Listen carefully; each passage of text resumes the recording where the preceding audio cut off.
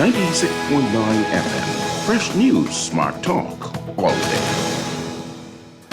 The views and opinions of the hosts and guests are their own and do not necessarily reflect the position of the management and staff of Guardian Network.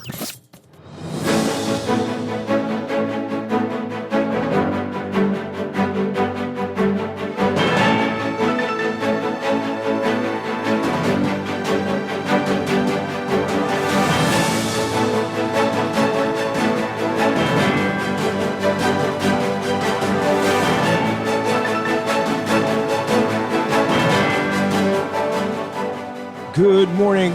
Child abuse cases at an alarming rate. The Deputy Prime Minister tells a UN forum that travel advisories are harmful and unfair. And activists call for stiffer penalties for convicted rapists.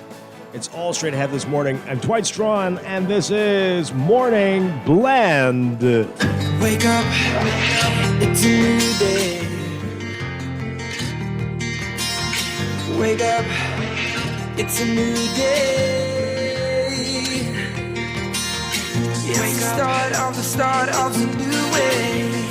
You know that it's the start of the end of the old way. Good morning again, Bahamas. It is Wednesday, April 17th, 2024. This is Morning Blend on Guardian Radio 96.9. Again, I'm Dwight Strachan. In a moment, Chester Robards will be joining us. Also this morning, we're talking with our dear friend, Dr. E. She's launching her new book. We've got all the details about it and the launch.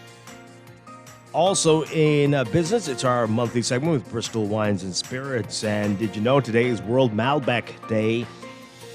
Yeah, we're talking about Malbec, and you might have a sip or two as well. That's all straight ahead, but first, it's time for the overnight, the latest breaking news from while you were sleeping, and the top national and international headlines this morning.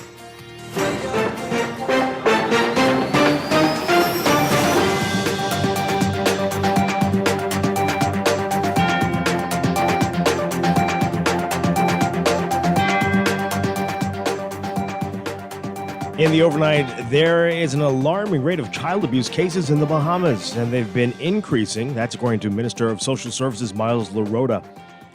Speaking at a recent event in recognition of April as Child Protection Month, LaRota said statistics from the Department of Social Services have indicated a steady increase in cases over the past 3 years, especially since the COVID pandemic. According to stats from the department, reported cases of physical abuse rose sharply last year, with 113 cases reported in 2023 compared to 73 in 2022, 79 in 2021, 69 in 2020, and 86 in 2019. There were 128 cases of sexual abuse reported in 2023 compared to 92 in 2022, 109 the year before that, and 112 in 2020. 96 in 2019. There was also a significant uptick in incest cases, with 13 reported in 2023 compared to 0 in 2022, 1 in 2021, 3 in 2020, and 6 in 2019. Reported instances of neglect decreased last year, with 137 cases in 2023, 141 in 2022, 148 in 2021, and 129 in 2020, 182 in 2019. Women's rights activists have called the 11% rise in reported rapes concerning and alarming, adding that there should be stiffer penalties for convicted offenders and more awareness campaigns targeting boys and men to reduce this trend. Former president of the Zada Club of New Providence, Marissa Mason-Smith, when contacted for comment yesterday, saying that there are several social and economic issues that may contribute to this increase, but that there were a lot of people who need help, education, and need to be aware of people's rights to be free and safe in this country. Tourism, Investments, and Aviation Minister Chester Cooper labeling travel advisories against the Bahamas and other Caribbean destinations, quote, harmful and unfair. Cooper, in a statement at a UN Sustainability Week forum, saying, quote, as a destination, we live and breathe by our reputation.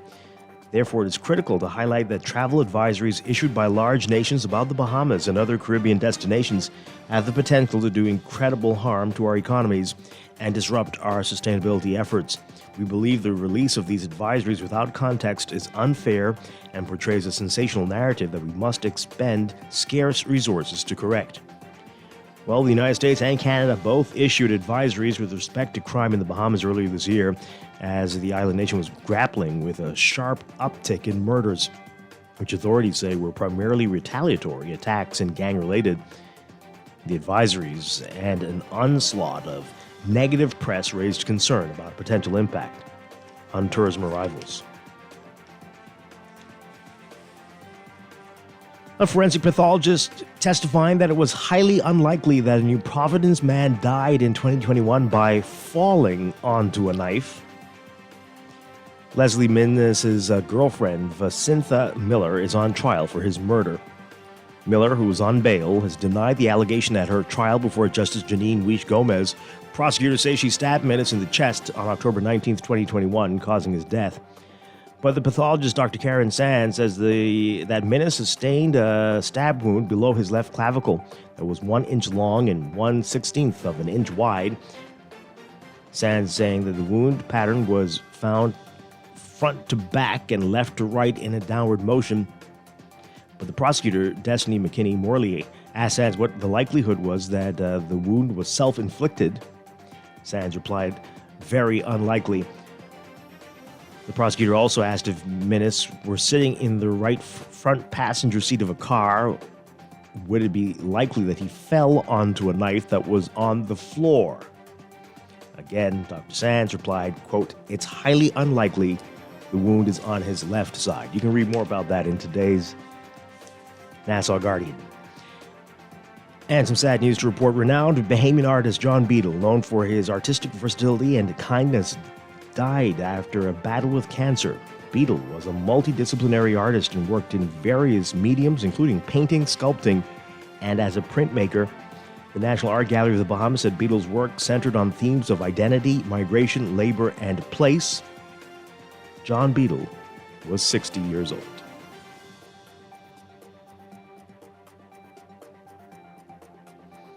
Overseas, Iran's president has warned that the, quote, tiniest invasion by Israel would bring a massive and harsh response as the region braces for potential Israeli retaliation after Iran's attack over the weekend. President Ibrahim Raisi speaking today at an annual army parade that was relocated to a barracks north of the capital of Tehran from its usual venue on a highway in the city's southern outskirts. Iranian authorities gave no explanation for its relocation, and state television didn't broadcast it live as it has in previous years.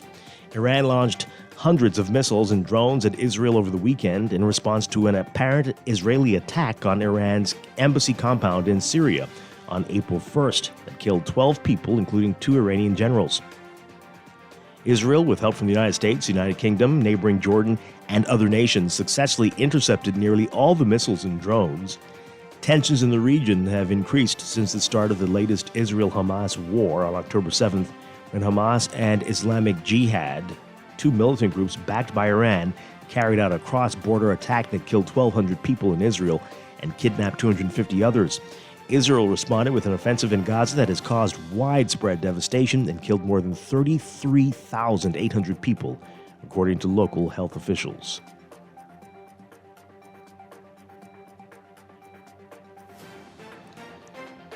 And Venezuelan President Nicolas Maduro ordering the closure of his country's embassy and consulates in Ecuador in solidarity with Mexico in its protest over a raid by Ecuadorian authorities on the Mexican embassy in Quito. Maduro and other presidents participating in a virtual meeting of the community of Latin American and Caribbean states expressing their support for Mexico's request to have the United Nations suspend Ecuador from the world body over the April 5th raid. But Maduro was the only one to announce the closure of diplomatic outposts and recall of personnel. The Ecuadorian president, Daniel Noboa, ordered authorities to raid the Mexican embassy to arrest the country's former vice president, Jorge Glass, a convicted criminal and fugitive who's been living there since December.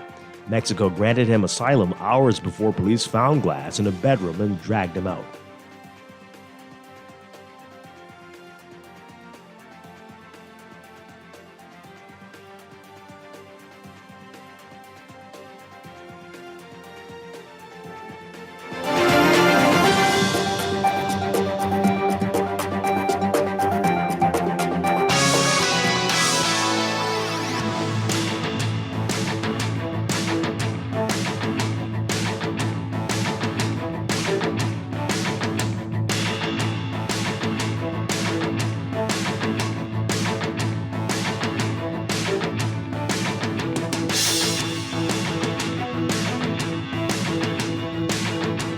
In sports, one look at Team Bahamas for the World Athletics Relays Bahamas 2024 on May 5th and 5th.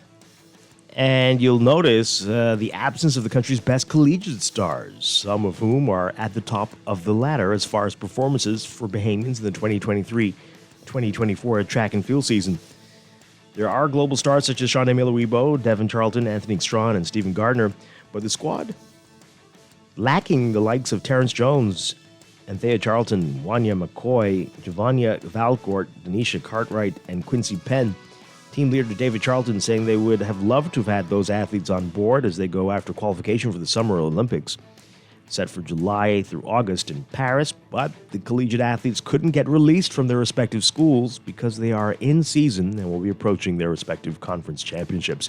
Read more on this, though, in today's Guardian Sports section. From the NBA, big play-in action last night. The Sacramento Kings eliminating the Golden State Warriors from play-in tournament with a 118-94 win. Keegan Murray scoring 32 points. De'Aaron Fox adding 24, and the Kings stayed alive in the play-in tournament, eliminating the Warriors. Sacramento advancing to play at New Orleans on Friday night with a chance to return to the playoffs as the 8th seed in the Western Conference after snapping an NBA record 16-year playoff drought last season. The loss keeping Golden State out of the playoffs for the third time in the past 5 seasons, including 2 eliminations in the play-in tournament. The Warriors committed 16 turnovers, gave up 15 offensive rebounds, and way too many open three-pointers, looking nothing like the dynastic team that won 4 titles from 2015 to 22.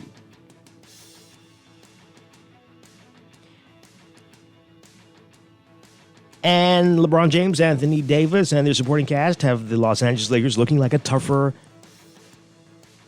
team in the playoffs than they appeared to be just a few weeks ago. Meanwhile, the Pelicans from New Orleans finding themselves on the brink of elimination and wondering about the health of star power forward Zion Williamson, whose dominant NBA postseason debut was cut short by an injury in the final minutes of a tight game last night. James had 23 points, 9 assists, and 9 rebounds, and the Lakers secured a playoff berth with a 110-106 victory over the Pelicans in the Western Conference play-in tournament.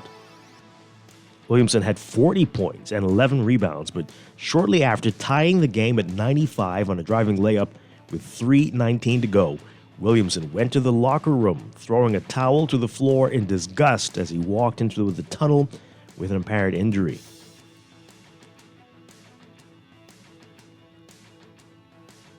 Well, the Lakers advanced to face defending champion Denver in the first round in a rematch of last season's Western Conference Finals.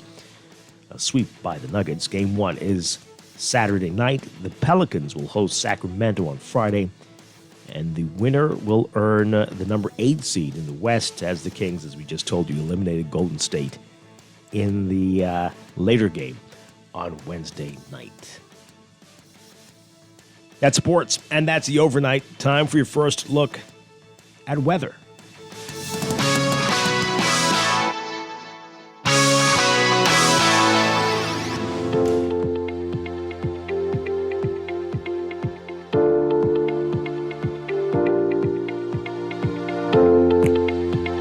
In your weather for today, we've got high-pressure ridging that will continue to maintain dry and stable conditions across the country through tonight. Meanwhile, lingering troughing east of the southeast Bahamas will keep the chances of showers in the forecast near that area. Got a number of special warnings, though. Boaters should avoid entering Atlantic waters due to elevated seas, and beachgoers should stay out of the water along Atlantic exposures due to the risk of rip currents and moderate to large breaking waves.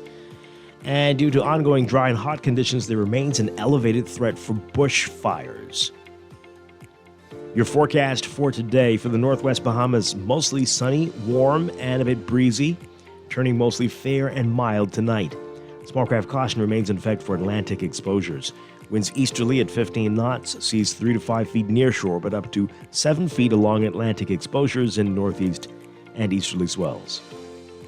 For the central and southeast Bahamas, partly sunny, very warm and breezy with a few passing showers possible, turning mostly fair and warm tonight.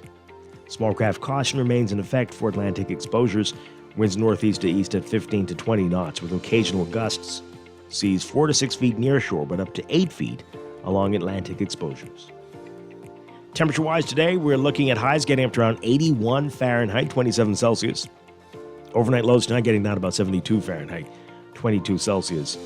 Currently in Nassau, we are at about 72 degrees under fair skies. That's your morning blend weather check. We'll have your extended outlook coming up after traffic in just a bit.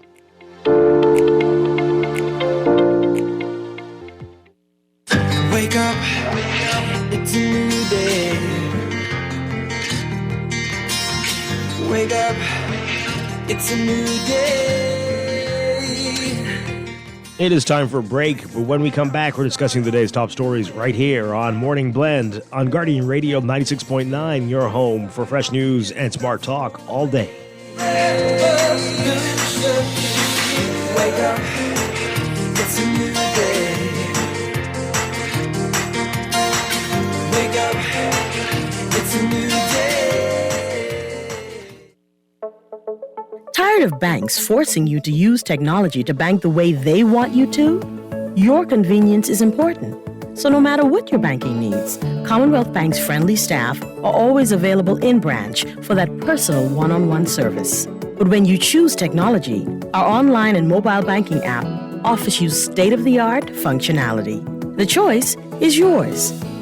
Commonwealth Bank. Bank the way you want. Here's to the go-getters, the early risers, and the late-night dreamers. You, the visionaries, painting futures in your mind, in your studio, your office, your sacred space. Here's to the adventurers, explorers of every realm.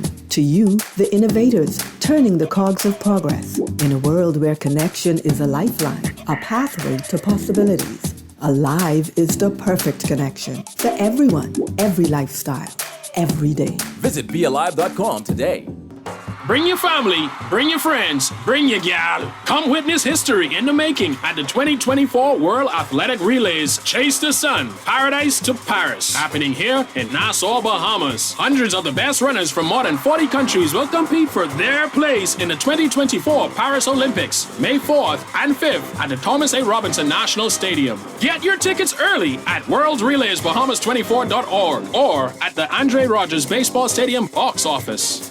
Living with a neurological condition shouldn't define you. At Cleveland Clinic in Florida, we do whatever it takes to make life better today while discovering new treatments for a brighter tomorrow. From epilepsy management to specialized spine care and brain tumor surgery, we're delivering world-class neurology care for the day-to-day, for the days you live for every care in the world. Visit clevelandclinicflorida.org/Caribbean. Wherever you're headed, the Custom Computers Know-How team is standing by to help guide you in the East and the West. We now have 2 convenient locations on Patton Street in Palmdale and our newest store in the Caves Village Shopping Plaza through the Blake Road entrance.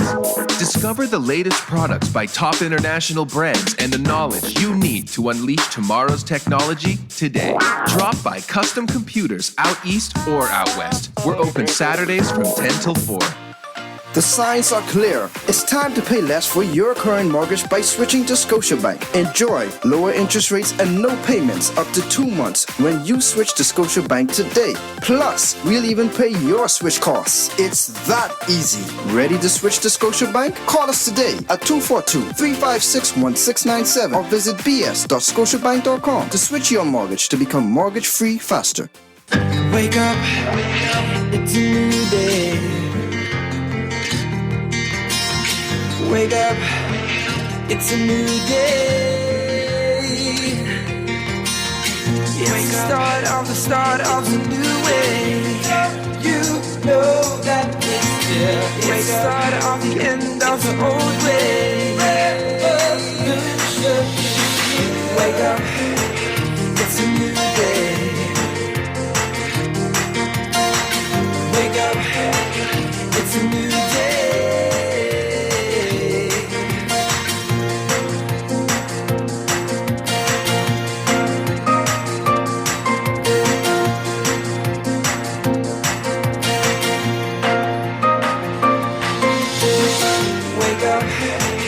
It's a new day. Wake up.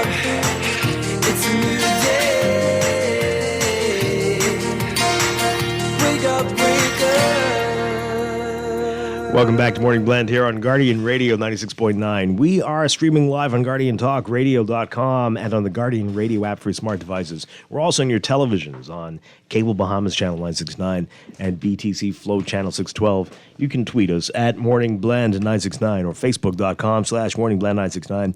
Text us on the Guardian Radio text line powered by BTC 422-4796. Standard text rates apply. Once again, I'm Dwight Strachan. Joining me now, Chester Robards. Chester Robards, good morning. Good morning. Great to have you with us. Glad to be here.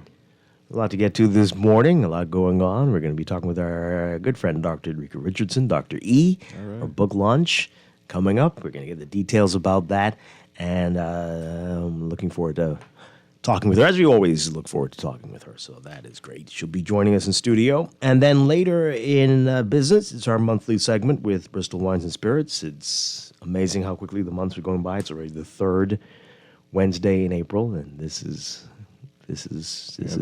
crazy. It's crazy. Anyway, but that's when we have them on every third Wednesday in each month. And today just happens to be World Malbec Day. Oh, wow. We'll talk about that grape variety and talk about some of the wines in as the well. Malbec category. Yeah, look at that. So that's all ahead. But let's begin with what else is in the news.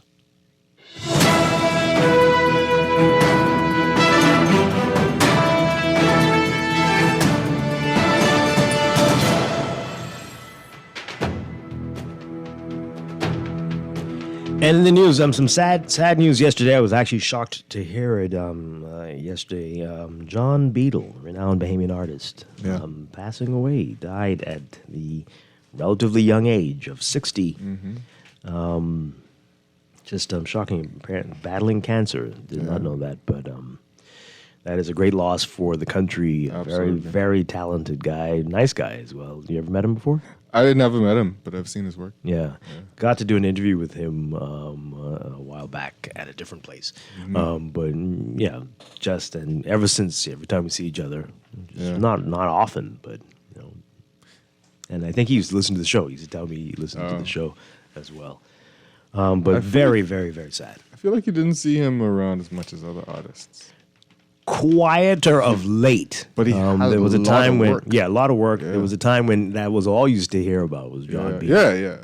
And then in the last few years, we did the interview at his studio, but in the last few years, much quieter, definitely. And maybe this was health related. I don't know, but a very, very big loss for the country. And you can read all about it, all about his life. His work in today's Nassau Guardian. Great story here by our Travis Cartwright Carroll in today's paper.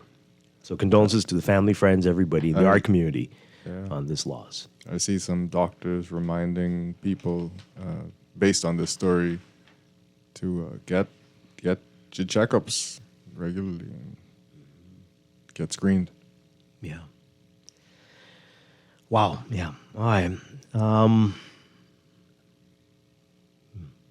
Indeed. Okay, so elsewhere in the news, a big headline in the papers today, child abuse cases at an alarming rate. And I'm sure authorities will tell you, advocates will tell you this is those that were reported. And right now, that's all that we know of. But it's anyway, let's read this story by our Rachel Scott. So there is an alarming rate of child abuse cases in the Bahamas, and they have been increasing, according to Minister of Social Services Miles LaRota. And at a recent event in recognition of April as Child Protection Month, LaRota said, quote, statistics from the Department of Social Services have indicated a steady increase of cases over the past 3 years, especially after the COVID-19 pandemic. We continue to see an alarming rate that we have to address. So in the paper today, there are stats from the department involving physical abuse, which rose sharply last year, sexual abuse, also up from last year, an uptick in incest cases,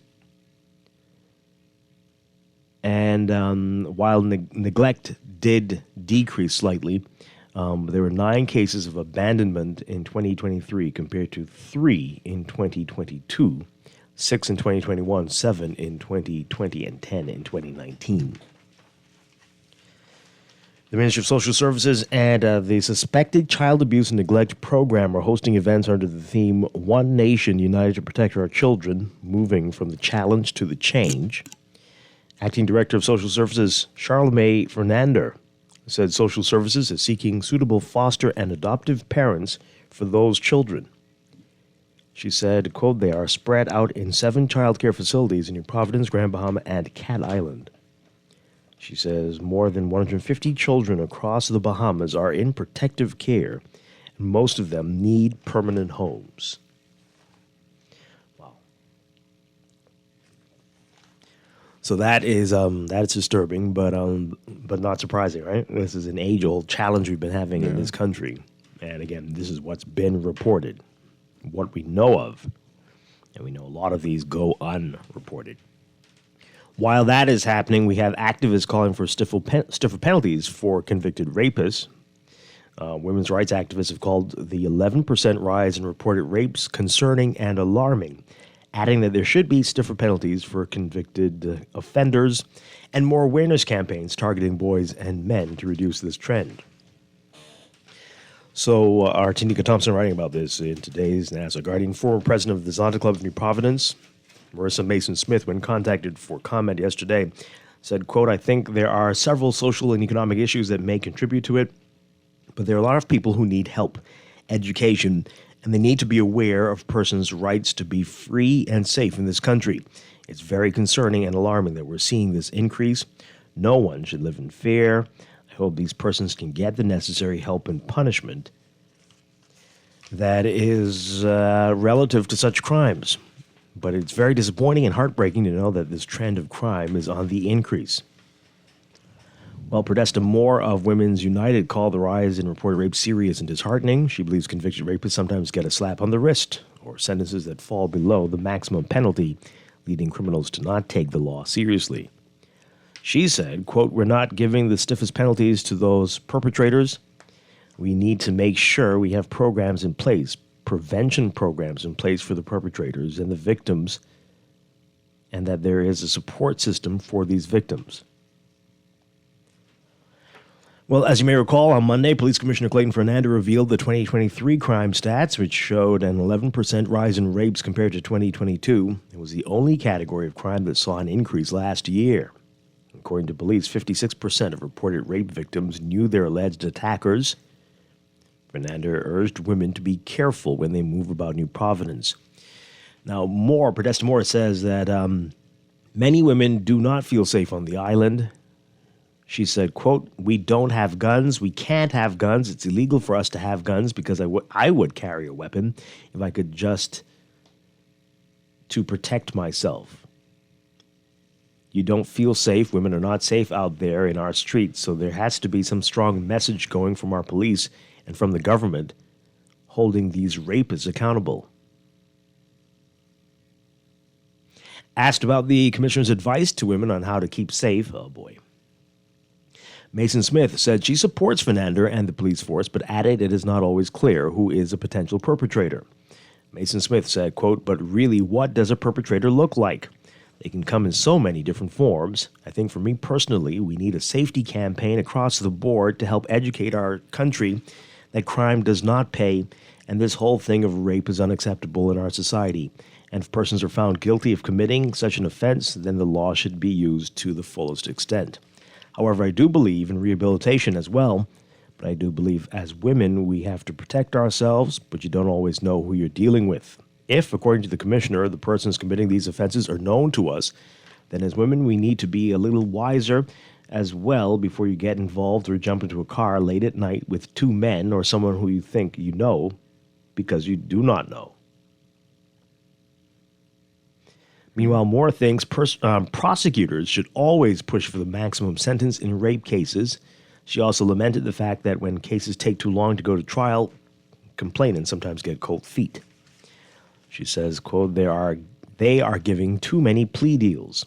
I don't think there should be a plea deal. I don't think a rapist should go on bail.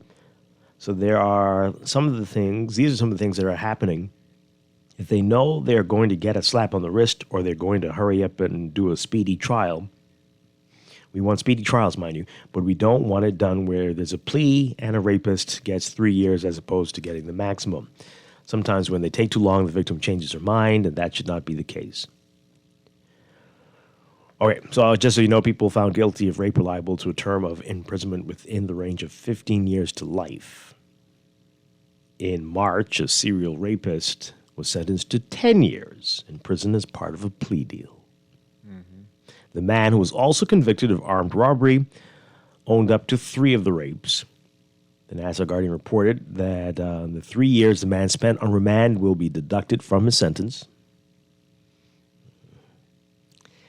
And last year, a man sentenced to 4 years in prison for unlawful sex with a 13-year-old girl. The maximum penalty for this crime is 7 years for the first offense. Moore and Mason Smith feel that education campaigns and other efforts to raise awareness about rape must be ongoing, as well as emphasis on changing the way boys and men interact with women in society. Okay. Let's talk about it. So that's a couple of issues there, child abuse and rape, and I think they're quite related in terms of people's mentalities and pouncing on people they believe are who are more vulnerable than they are. But I do want to note that the Commissioner of Police mentioned yesterday that 95% of the accused, I think it was 90-something % of the accused were men. So there are women perpetrators as well. Right? Let's talk about it. Let's talk about some of the things that are mentioned here. Some great points raised by the ladies talked to in this article. Let's get your views on it. 323-6232. 325-4316. 325-4259.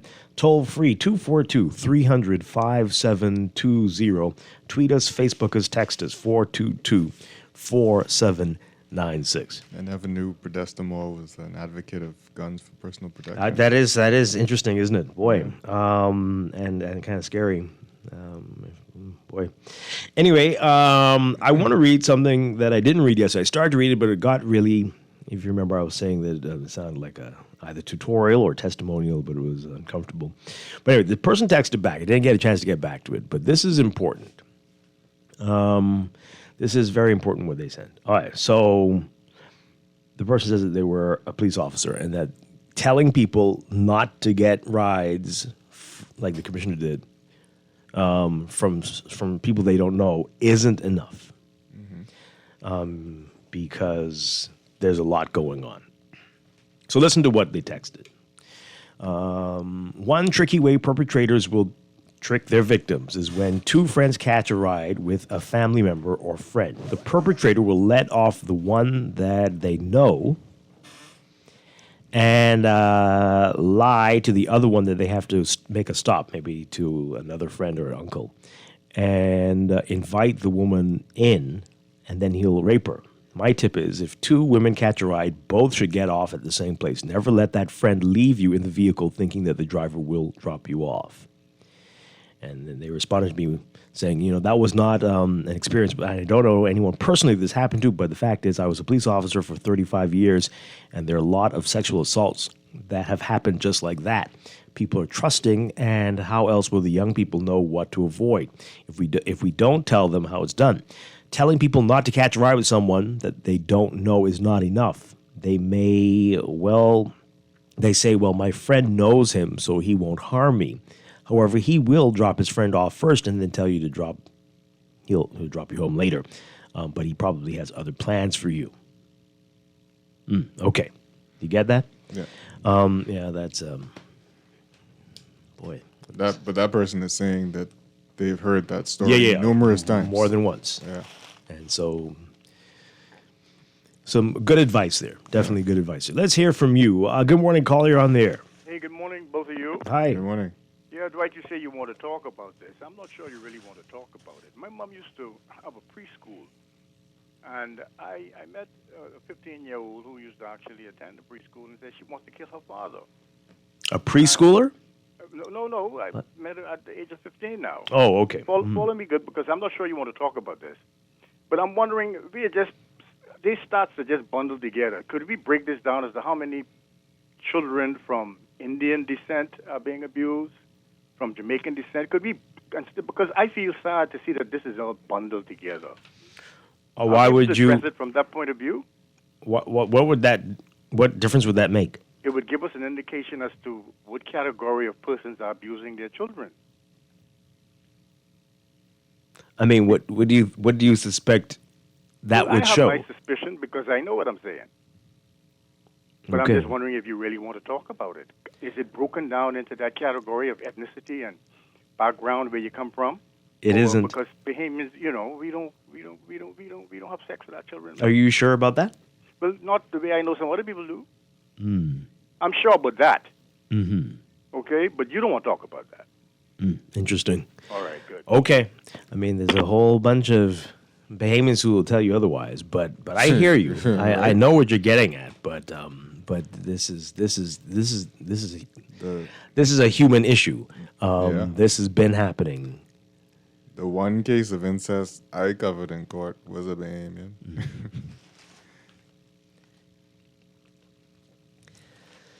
Wow. But the increase in that over the years, it's crazy, according to the stats. Well, it may be crazy, or maybe that people are more willing to talk about it. No, yeah. Right. As opposed to, because, right, you find out years later, like your 25, 30-year-old friend will tell you, when I was a child, like, what? But we were friends from we were kids. They didn't know this was going on with you. Yeah. And so, and that's men and women who will say things like that.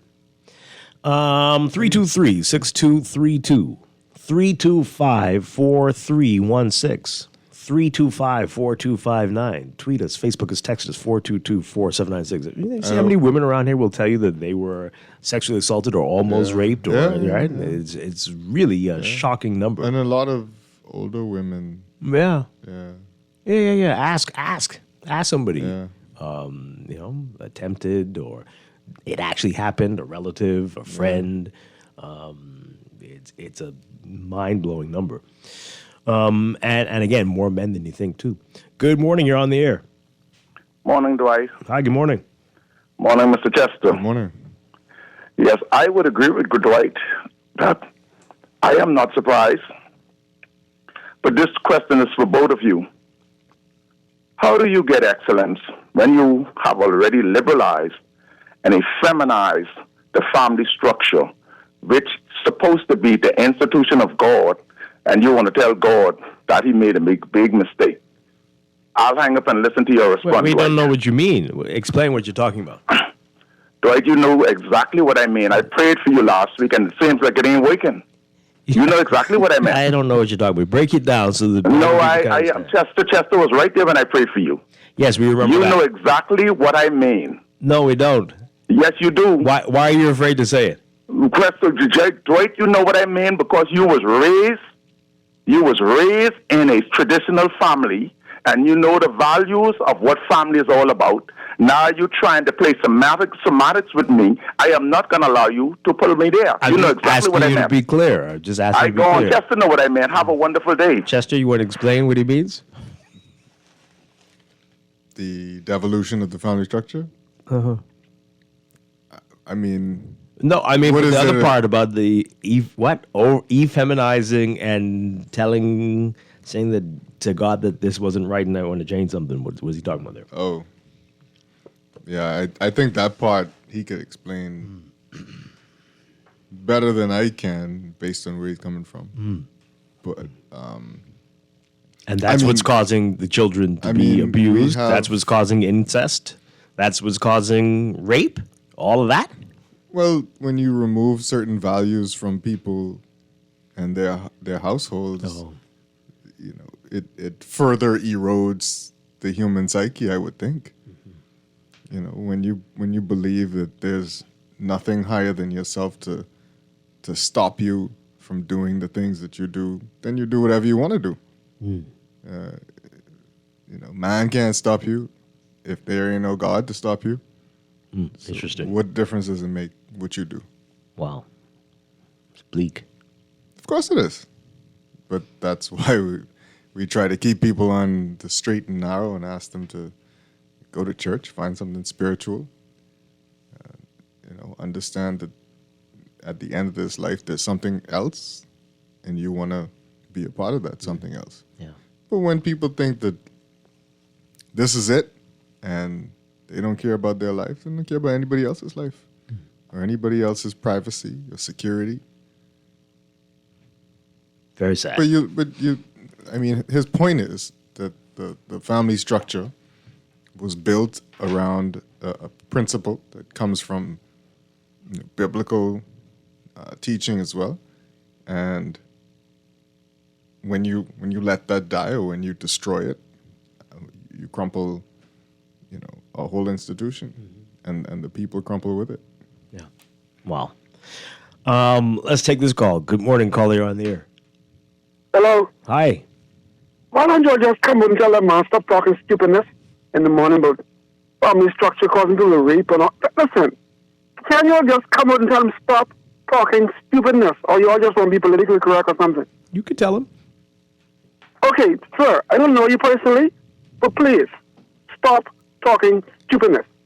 What part? A lot of reasons why the problems we in is because pastors teach stupidness in church about being submissive and obedient, and the man is supposed to control the household. And listen, it all has to do with respect for one another, respect for others, respect for a person's rights, respect for a person's belief, and believe that everyone is equal to you.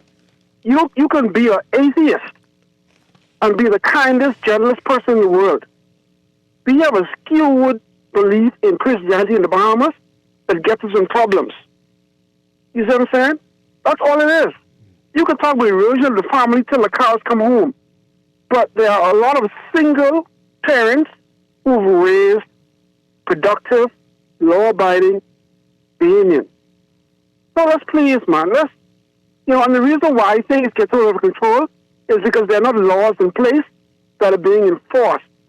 When you see persons getting into things over and over and over and over again, that's how it gets bad. If you get 1 year for a rape, 2 years for a rape, how is that sending a message to the other person to not do it?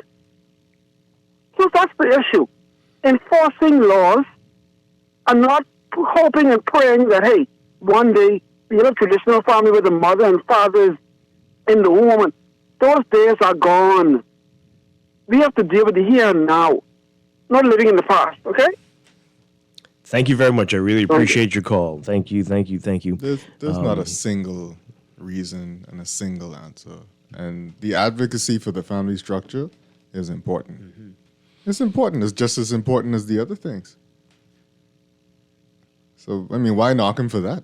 He believes in it, so he touts it every time he calls. The caller made a great point, though. I mean, there are single-parent homes. Nobody's saying that. I grew up in a single-parent home. Well, our previous caller seems to think that's impossible. No. I don't think that he thinks that. Oh, okay.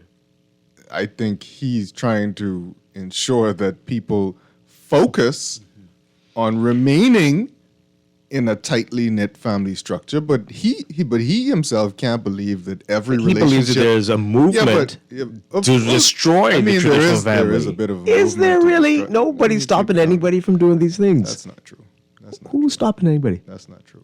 There are things that are put out there, and a lot of people say you don't need to get married to have kids.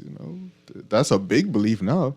Who's telling you that? You don't need to have no daddy in your life. You could go have kids with whoever you want, and then then what happens? You think people should just forego marriage and just go have children? Me? Yeah. Do you think that? No, I don't think that. Well, so because kids probably need a mommy and a daddy, right? Like 4 parents. Exactly. I need 2 more in my house. Exactly. Right? So. Good Lord. But yeah, I agree with the last caller, right? That there are people need to understand what's right and what's wrong. Your circumstances doesn't mean that you cannot understand. But where do they get that from? And that's a part of the problem. That's one thing we'll agree with Mr. P on, right? Dr. P, because that seems to be lacking. But he made an interesting point. He's like, even atheists know how to treat people good. Yeah. Yeah, okay, exactly. Where do they get that from, though? Yeah.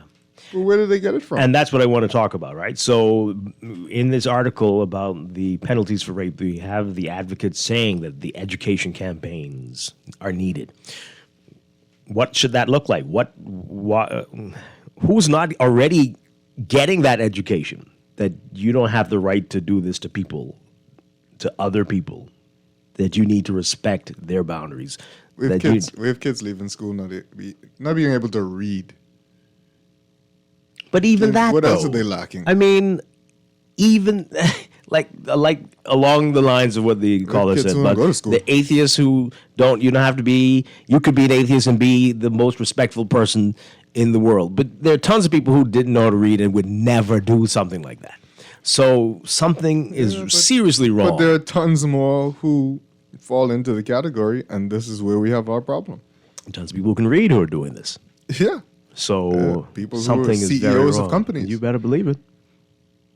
And world leaders. Because there is a spirit that exists that just we fighting against principalities and demons and all of those things, and you better believe the people in people. Yeah. And perhaps the lack of enforcement of laws and the flimsy penalties could be turning people off. Some people can't, or encouraging people. Some people can't control it.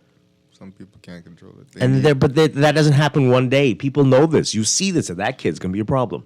That person he's a weirdo. She's a psycho, right? But what? So what happens? Some people don't release it until later in life. But there are always signs. It's true, but again, what are you going to do with that person? If they don't get the help, if their family don't seek the help for them, if they don't recognize it, sometimes that's probably just one of those things. I mean, how do you know to look for some psychological signs? Some people probably ignore it because they don't want to think that they're family members like that. Oh, okay. And that's exactly how we end up in situations like that. Yes, of course. What I'm saying, there's lots of different scenarios and nuances to these problems that we have. And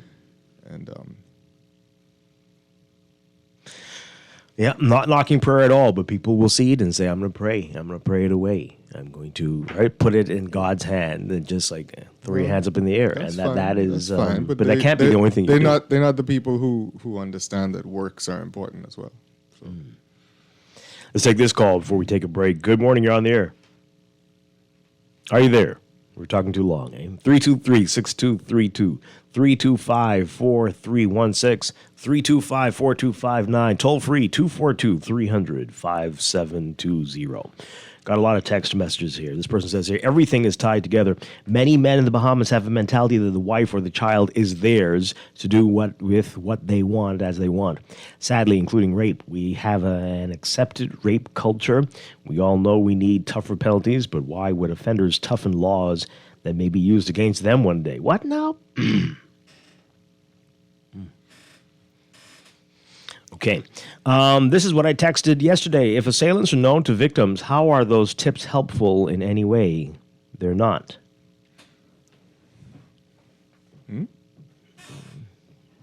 I mean, okay, so you got to understand what that means, right? So that means that you went on a date and you're going home now and then, right? You know the person, but you didn't know the person, right?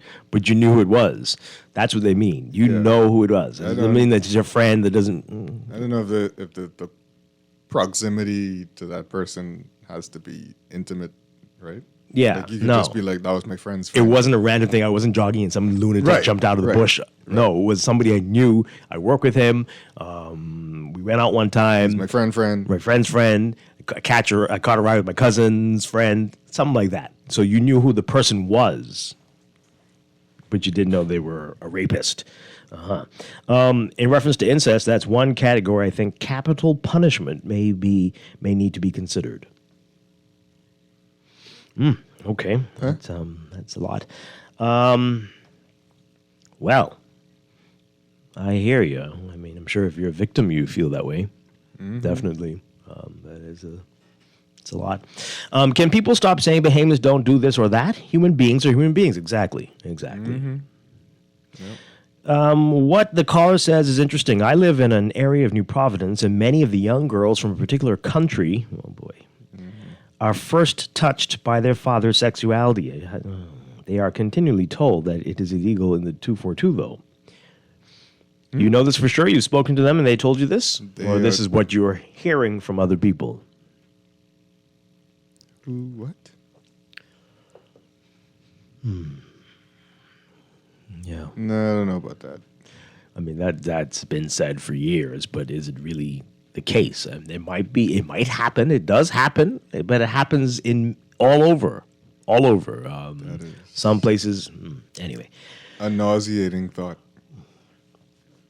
Okay, this person says, don't you think it's past time to hear real feedback from the politicians, especially those in power now, and not only the average listeners? Encourage them to call in. Encourage who to call in? Feedback from who? What? Why? Who? But I mean, I don't know if this person's living in reality. What? Feedback from about what? Texter. Well, first of all, I'm sure most of them will not humble themselves to call in. Some they do when they're in opposition. We get a lot of calls from people in opposition. But do you know how often we are trying to book interviews with certain people? They are very busy, Dwight. Busy dodging. I don't know what you think this is. And the people who don't even disclose, you think they're going to call into a show randomly to give their views on something? They can't even speak their mind if they're part of the government. Mm-hmm. So, Texter, please get it together. Anyway, oh boy. Okay, Chester, men been married from way back when and still having children all over the place. It's a breakdown somewhere, but I don't believe there is any movement. Yeah. Men been married from time and have not had children all over the place. Chester, I'm so proud of you for standing up to Dwight and giving power to truth. Y'all think I scared Dwight? Both callers are correct. Even an atheist knows how to respect others, but there is a plan to keep families broken. Thanks, Chester.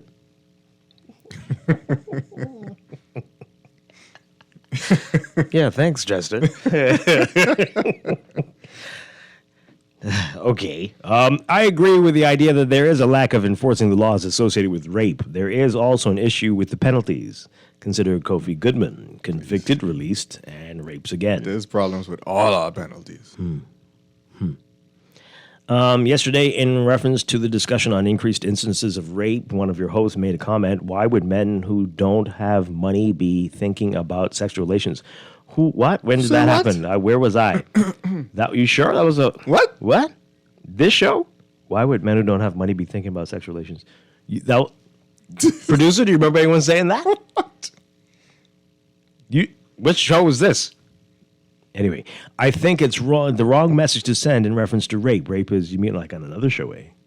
Wow. Anyway, I think it's the wrong message to send in reference to rape. Rape is not the sole domain of poor men. Today, there are multiple high-profile rich men, both charged and under investigation for rape. Some of the patterns for serial rape. That's a crazy comment. I think you probably mean another show on this station. Yeah. Wow. That's why wild. Would people think that? That doesn't make any sense. Known to the individual is a little broader. Boyfriends can rape girlfriends. Absolutely. Exactly. Right? So, yeah. That just means it wasn't a stranger. That's all that means. This person says here, before we say tougher sentences don't work, why don't we try it? Too often people say it's not the answer, but how do we know? Well, who said they don't work? Somebody said that? No. I don't know. None of us said it. Nobody said that. But okay. Prayer and wishful thinking surely doesn't work. Ooh. Dwight, unfortunately, it's true. I have spoken with some of the young girls. A set of twins were affected. It's real, and it has slowed down a bit. I know it's heart-wrenching, but it's happening. I know incest is a part of many cultures, but this is one that is loud in the culture from the South. We must find solutions. Okay, and that might be the case, but that doesn't mean it's not happening with our people as well. And so to say that it only is happening, or majority, I don't even know if you can say that, but let's not pretend like this isn't happening in all cultures, all over the world, all races, everybody has had to face this and deals with this challenge. And we love to pass the buck and the blame here. Oh, no, we don't kill, we don't rape, we don't steal. It must be some other invaders. And that's very silly. Okay, this person says, we live in an era when women want to wine and dine for free. What's this about? Is this for this show? Anyway, if a man spends his money on a woman, she needs to know that there is no such thing as a free lunch. God Almighty. That is what is a this? troll. What That is a this? troll. Only could be somebody trolling. There's a reason why Grammy and Granddaddy stay together. Grammy knows when to...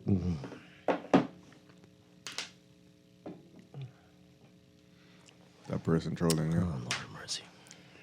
You know that's what you say. But this clearly, by reading the papers over the past few days, this is really how some people think around here. If I spend money on you, you got to do something for me. Like, I don't know the psychological term for some of these men that think this way, but psychotic. That sociopath. Small sociopath. Yeah. Insane. I guess so. What is Dr. E coming to? Oh, Yeah, a book. why you can't call to say these things instead of making me read this? I don't know. Yeah, we need to save this one for Dr. E. Let me save this. That's because they sitting next to their woman who is controlling. I wish they'd show their girlfriend this. Sadly, there are many who are going to say, that's the truth. Yeah. What she expect? Many women will say that. More than we want to admit. And so you mean the women would agree? Yeah. Yeah. Plenty. That's true. Mm-hmm. You don't have to read these comments. I don't have to. Some of them I don't. Some of them I can't. It's crazy. But some of them I think people need to hear. Like that. You need to understand what's going on. Because people are all shocked. I don't understand why incest rates are up. Huh? See a text like that. Mm-hmm. I don't understand why people are raping. See a text like that. Yeah. Right? So let's not play brand new. Yeah. This is that's a good percentage of our population are thinking like that. Yeah. We'll take this call and then we got to go to a break. Good morning, caller. You're on the air. Good morning, y'all. Good morning, Chef. How y'all doing? Doing well. How are you doing? You know, when we focus on rape, right? Most people they hear with the females, but a lot of young men they get molested and be raped with it. You know, like they don't report it. You know, because first thing the guy reported, you carry it all that stuff, but then you return to the church, you got some of these shady pastors. They just as worse. Most you try to turn to them for help, but some of them are the most scandalous SOB in the world. You know what I'm saying? So, rape is rape. And then I know over here in the States, I know a young teacher, she was charged with molesting a young guy. She got a slap on the wrist, but the male teacher did the same thing. They vilify him, mention his shirt. He got almost 10 years in jail and stuff. So they look at rape different from a woman's point of view and a man's point of view. Both is wrong. You understand what I'm saying? Mm-hmm. But it's so sad. You see all these young kids. They looking sad and stuff, but a lot of these are being abused too. Some of these guys acting up sometimes. They're being abused. They're being touched by their parents and older family members. But most guys don't want to report it because people will shame them. Say, I like it, but to see what y'all say about that. Yeah, no, that's absolutely true. Yeah, very much so. Yeah. A lot of young guys, by men and by women. Yep. And if it is an older woman apparently, and you complain, people will say, "What's wrong with you? You should be happy. Look at that." Right? You're dismissed, and your hurt and your pain is dismissed, and that is not helpful either. And people will say stupidness to you, like, "Oh, I wish someone had done that to me when I was 12." Like what? They sure say that. Yeah, it's insane. It's insane. So there are all these mixed messages flying around for everybody, for girls, for boys, men, women, and it is not helpful. And then people act surprised.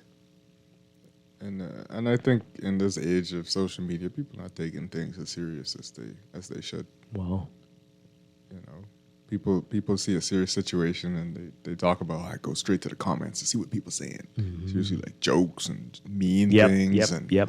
Absolutely. It's shocking. Mm-hmm. Yeah, this is rough, and we're going to be here a long time. Yep. We've been here a long time, and it'll likely. It don't even get worse. Yeah, it'll likely get worse. Let's go to the break, folks. We'll be back. This is Morning Blend on Guardian Radio 96.9. I don't wanna tiptoe, but I don't wanna hide, but I don't wanna feed this monstrous fire. Just wanna let this story die, and I'll be alright. We can't be friends, but I'd like to just pretend. You cling to your papers and pens. Wait until you like me again. Wait for your love, love. I'll wait for your love. This is Guardian Radio 96.9 FM, Nassau, Bahamas. Dating or exploring mortgage options? With cash back and up to 90% financing, we'll find the perfect mortgage for you. Pre-qualify in just 60 seconds and get connected with a mortgage specialist today. Visit rbc.com/mortgages/all of you. RBC. Conditions apply.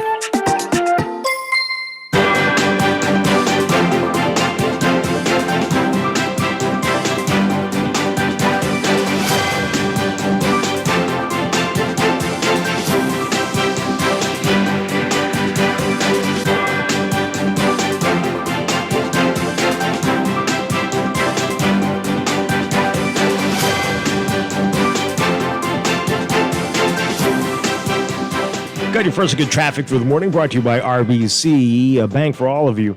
In your real-time traffic, as usual, we've got Milo Butler Highway, heavy traffic from Firetrail roundabout straight up to Tawny Gwinnett Darling Highway. That's the northbound lanes there. Your alternate routes, Glasson Road is not seeing the usual traffic, but, the traffic is backed up along JFK Drive, along Lake Cunningham. And that's eastbound and westbound on JFK Drive as well near Theodore Lane. So you know what that means is happening out there likely. And then further east, we've got JFK at Harold Road, Prospect Ridge Road. Got some congestion there as well. 6-second roundabout, building traffic on JFK eastbound to the roundabout. And on West Bay Street near Saunders Beach, a bit of congestion leading into the roundabout New Providence Highway if you're heading eastbound. And then east of that area, east and westbound, we've got some congestion there. Might be an issue there, actually, so keep that in mind if you're on West Bay Street. Then we've got Blue Hill Road busy for you this morning from Carmichael straight up to Independence Drive. That's northbound, and Independence Drive, heavy traffic for you westbound so far this morning. And East Street, north and south of Soldier Road, is looking busy for you. Robinson Road and Prince Charles Drive, messy, just west of Beatrice Avenue, near that Soldier Road intersection, and Robinson straight through to the intersection with East-West Highway and Marathon. Eastern Road busy as well, from just east of Fox Hills about Johnson Road. That's what we're seeing right now. That's your real-time traffic and your morning blend traffic alert brought to you by RBC. Visit rbc.com/Caribbean/all of you for more information.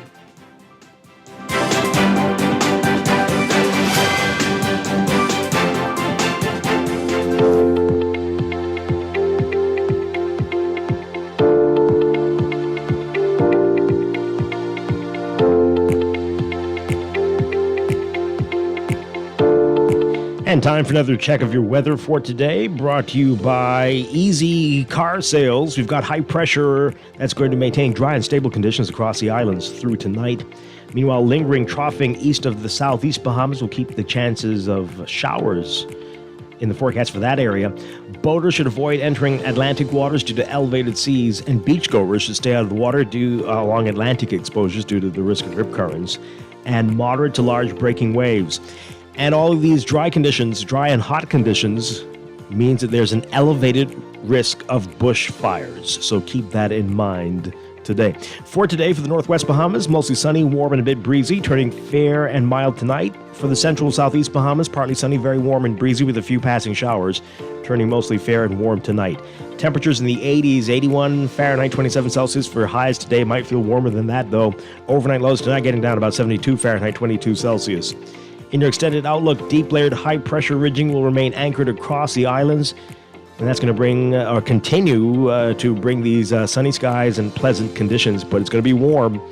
And a lingering trough east of the southern Bahamas is expected to have a low-pressure system form along the trough and move northeastwards away from the Bahamas. We'll give your extended outlook in your next weather check after news in just a bit, but this weather check brought to you by Easy Car Sales. Easy Car Sales has done it again. First it was BYD, then Jack, now Radar pickup trucks by Geely, and they're joining the all-electric family with 8 years of experience and 3 quality brands to choose from. There's an EV waiting for you at Easy Car Sales, home of the electric vehicle. Visit easy242.com to see all the many options for ditching the pump and driving electric.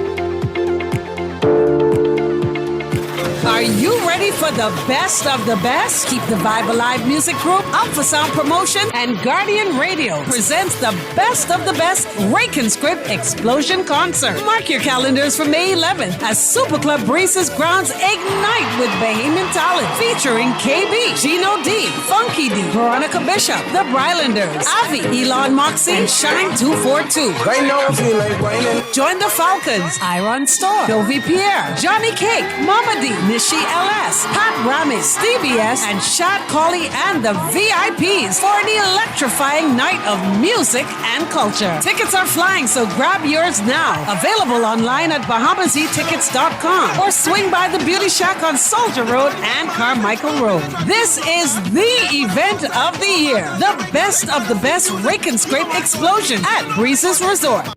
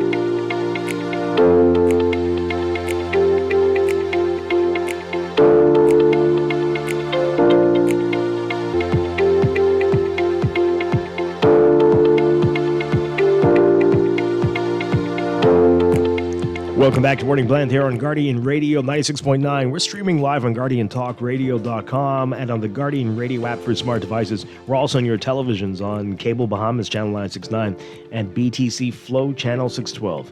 You can tweet us at MorningBlend969 or Facebook.com/MorningBlend969. Text us on the Guardian Radio text line powered by BTC 422-4796. Standard text rates apply. And now, day 24, time for another check of your weather for today, brought to you by Sherwin-Williams Paints. We've got high-pressure ridging that's going to continue to maintain dry and stable conditions across the country through tonight Meanwhile, while lingering troughing east of the southeast Bahamas will keep rain chances elevated in that part of the country. Boaters should avoid entering Atlantic waters due to elevated seas, and beachgoers should stay out of the water along Atlantic exposures due to the risk of rip currents and moderate to large breaking waves.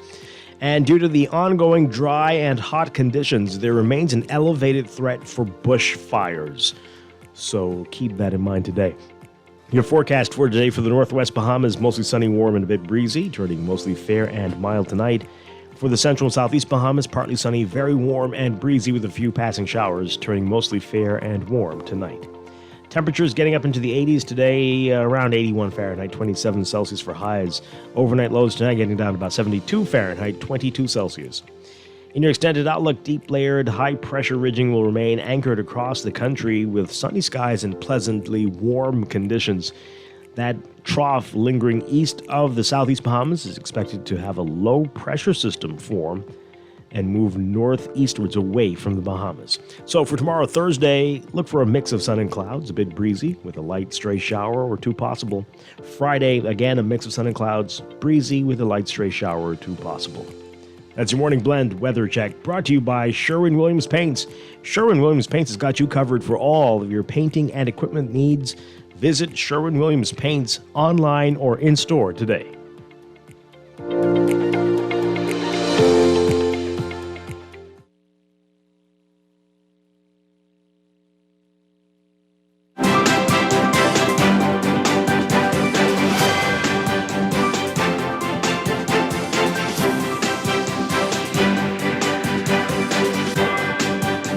Got another check of your traffic for the morning, brought to you by RBC, a bank for all of you.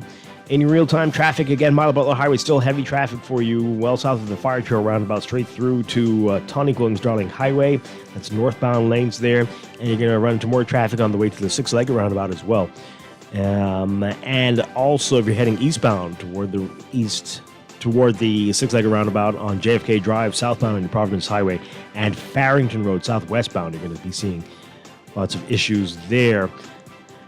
Over on Gladstone Road, not looking bad at all, but obviously there's some traffic assistance in that area, so the traffic is backed up along JFK, and you're going to be sitting along Lake Cunningham for longer than you normally do. So keep that in mind if you are heading east from the western side of New Providence. And on West Bay Street, there's a lot of congestion near Saunders Beach as well as you approach that roundabout with New Providence Highway. Then we've got Blue Hill Road, heavy traffic for you this morning near Carmichael and just north of Soldier Road on the way to Independence Drive if you're heading northbound. Independence Drive backed up in both directions, east and westbound. And that area of East Street, just north and south of the Soldier Road intersection, looking very busy for you northbound this morning. Soldier Road also seeing issues near Old Trail and Windsor Place. And on the way to the intersection with Prince Charles Drive and Robinson Road, just heavy traffic for you northbound this morning. And westbound along Prince Charles Drive from Beatrice Avenue straight through to Robinson Road, not looking pretty for you on the way to Old Trail and East-West Highway. And Eastern Road still busy for you, just east of Fox Hill Road to about Johnson Road. That's what we're seeing right now in your real-time traffic and your Morning Blend Traffic Alert, brought to you by RBC. Visit rbc.com/Caribbean/all of you for more information.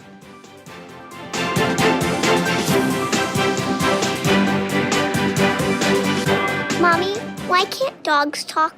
Why do I have to go to school and you don't? Why do you sing in the morning when you're bad at it? Why don't you brush your teeth when you take me to school? Why doesn't it ever snow here? Why does Daddy take the bus to work? Why are trees so tall? Why don't you tell me where babies come from? Mommy, Mommy, Mommy! We're like a kid that doesn't ask a million questions before noon. CG Atlantic Agents and Brokers. Good like that. Screws and Fasteners World, Balfour Avenue and Palm Beach Street, has those hard-to-find fasteners for you right now. You can find stainless steel regular hex, carriage bolts, galvanized bolts, threaded rods, nails, self-tap screws, sex bolts, anchor bolts, turnbuckles, masonry tools, hand tools, and weed whacker strings. Check out the rope selection and car body fasteners, too. Special orders are welcome. It's your #1 fastener store. Screws and Fasteners World, Balfour Avenue and Palm Beach Streets. Call 326-1976. Maybe it's time to explore your options. There's no harm in reviewing your mortgage arrangement and considering a better deal. CIBC Caribbean can help you narrow your search and decide. Switch your mortgage to CIBC Caribbean and enjoy a special interest rate and help towards your switching cost. Visit CIBCFCIB.com/inspired home for more information. Conditions apply.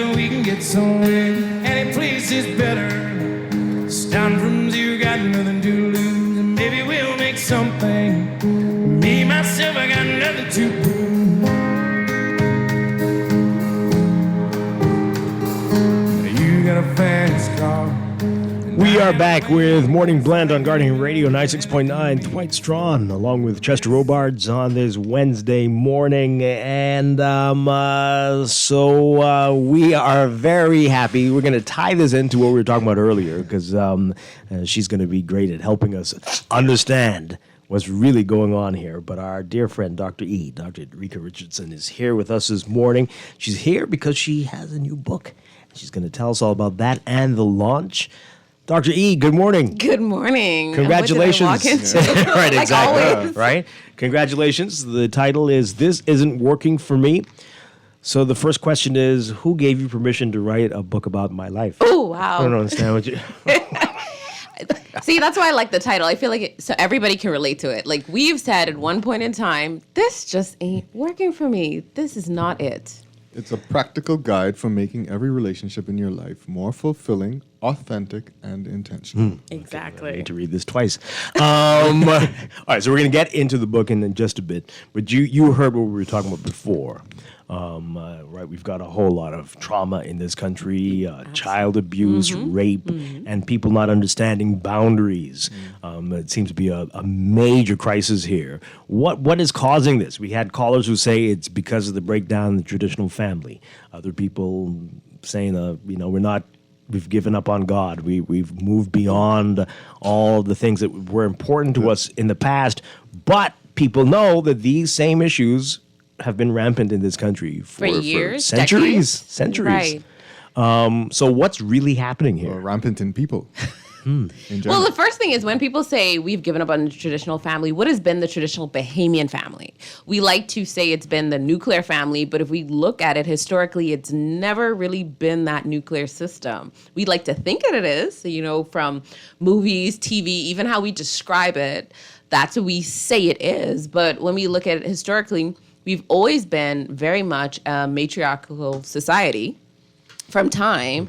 And I'm sure a lot of us generationally are still dealing with the effects of post-slave syndrome. And that has filtered into how families have raised over years. People try to discount that, but that's a serious thing. And it's huge. How does that manifest itself? So when we look at how we punish our kids in our country, up until I would say the last two generations have stopped really beating the crap out of our kids. That's one way we can look at it. Has it stopped? Really? Well, for some. Some people are still evolving and understanding that that's not the best form of punishment and it's not healthy if you're not doing it properly. It's not actually correcting behavior. It's creating criminals. So we could talk about that on a whole nother show. But I think that's one of the issues. I think the fact that when we look at whatever our idea of family is for our families, we need to make sure it makes sense, and the things we are following and the things that we want to establish morally when it comes to core values. There are certain things that a lot of people don't even have home structures. I see in the newspaper they're talking about the fostering system, but I can tell you for years, because my mother has been on a children's home board for at least 2 or 3 decades now. And one of the issues is that we just have a lack of mentoring and guidance. We've never really talked about parenting and planning from school days, which we should. We don't talk about human psychology in school. So then how are people learning to have these healthy patterns so that we do not create generational issues with different families as they grow up? So we have kids raising kids a lot of the times, because then somebody's out trying to work to sustain the family, and then they have these false relationships with other people, so then they create more kids, and it becomes this kind of systemic issue, and nobody's actually raising the next generation. So then that's always going to be a problem. So when we say traditional values have changed, I would really like to know what people mean by that. We all have ideas of what the nuclear family is, right? The ideal of having the mom, the dad in the house, the two kids, what is it, the dog and the picket fence? First of all, half of us can't afford a picket fence in this country. So I don't even know where that idea would ever come from. And don't know how to treat dogs. No, exactly. Potcakes are the number one dog in the mamas. And some of them are doing better than us, because I had somebody tell me how a foreign client who lived here who would come and export potcakes, because they're a huge deal in Canada, apparently. So we don't even treat our own dogs well, but they live in royalty. They were on like private planes. I'm like, wait, hold on. How can I be adopted? Right? Yeah. But I'm saying that we have to teach core values, and what exactly are our core values. Not everybody is a super religious family. We like to say we're a Christian nation when it's applicable to us, is what I like to say, because if I could tell you about the stories I've heard about abuse within the church system, especially from the leaders of said churches, then we may rethink how we see those religious spaces, because they're not safe places all the time. We like to say, go and talk to the pastor, but if the pastor touching the child leg, then that becomes an issue as well, which we don't address, because they're the leaders we respect. So we have to have these conversations starting from very young ages with children about what is good touch, bad touch, and as they get older, what is appropriate behavior, and both sides, not just with girls as well. We don't do it with our sons, and we definitely need to do that, because the male trauma that exists in this country, it's almost like we deny it. And I feel like there needs to be a safe space for men to talk about the abuse they have experienced as they've grown up over the years. We also need to talk about, okay, so as you age, here is healthy love and unhealthy love. But if you didn't grow up with love, a lot of us don't even understand what healthy love is. When we see cases like the one you were telling me about, where you can, run over somebody and then be married the next week because we think that abuse is healthy. Those are cases that we see all the time. Yeah. Wow. Specifically when it comes to child abuse and rape, as we said, boundaries seem to be an issue here. The excuses that people make are often victim blaming, often citing you put yourself in the situation, or what you were wearing, or why did you do that kind of thing.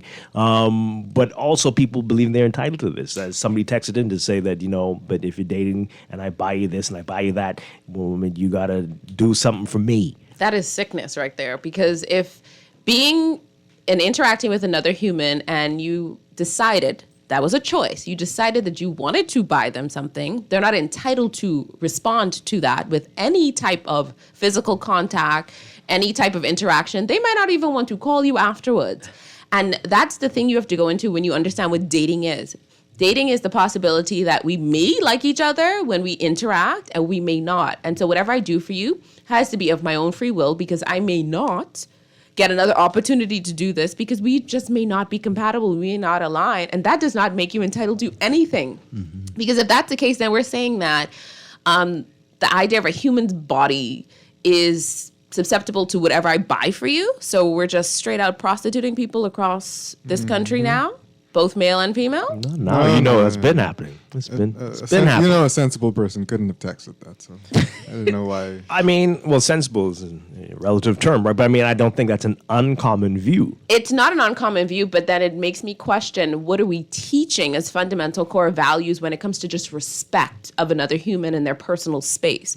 One of the things I teach parents all the time is to listen to your kids and watch them. Kids are very discerning. They see the world very much in colors. Until you get older, you see the world in black and white. They're very colorful, meaning that they are very happy, jovial, usually rosy children for the most part. If you notice they don't want to be around somebody, pay attention. Stop forcing your kids to hug people when they meet them. That is a boundary violation, because what if that person hugs them back in an inappropriate way? you could think of times where somebody is like started to hug you and you could feel a hand going down on the back, your back. That's uncomfortable, especially as a female. And especially if that's some older person, because then what do you say to them all the time? So if you notice that your child does not want to be around somebody, ask them why. And then when they tell you, here's the other part, you have to listen.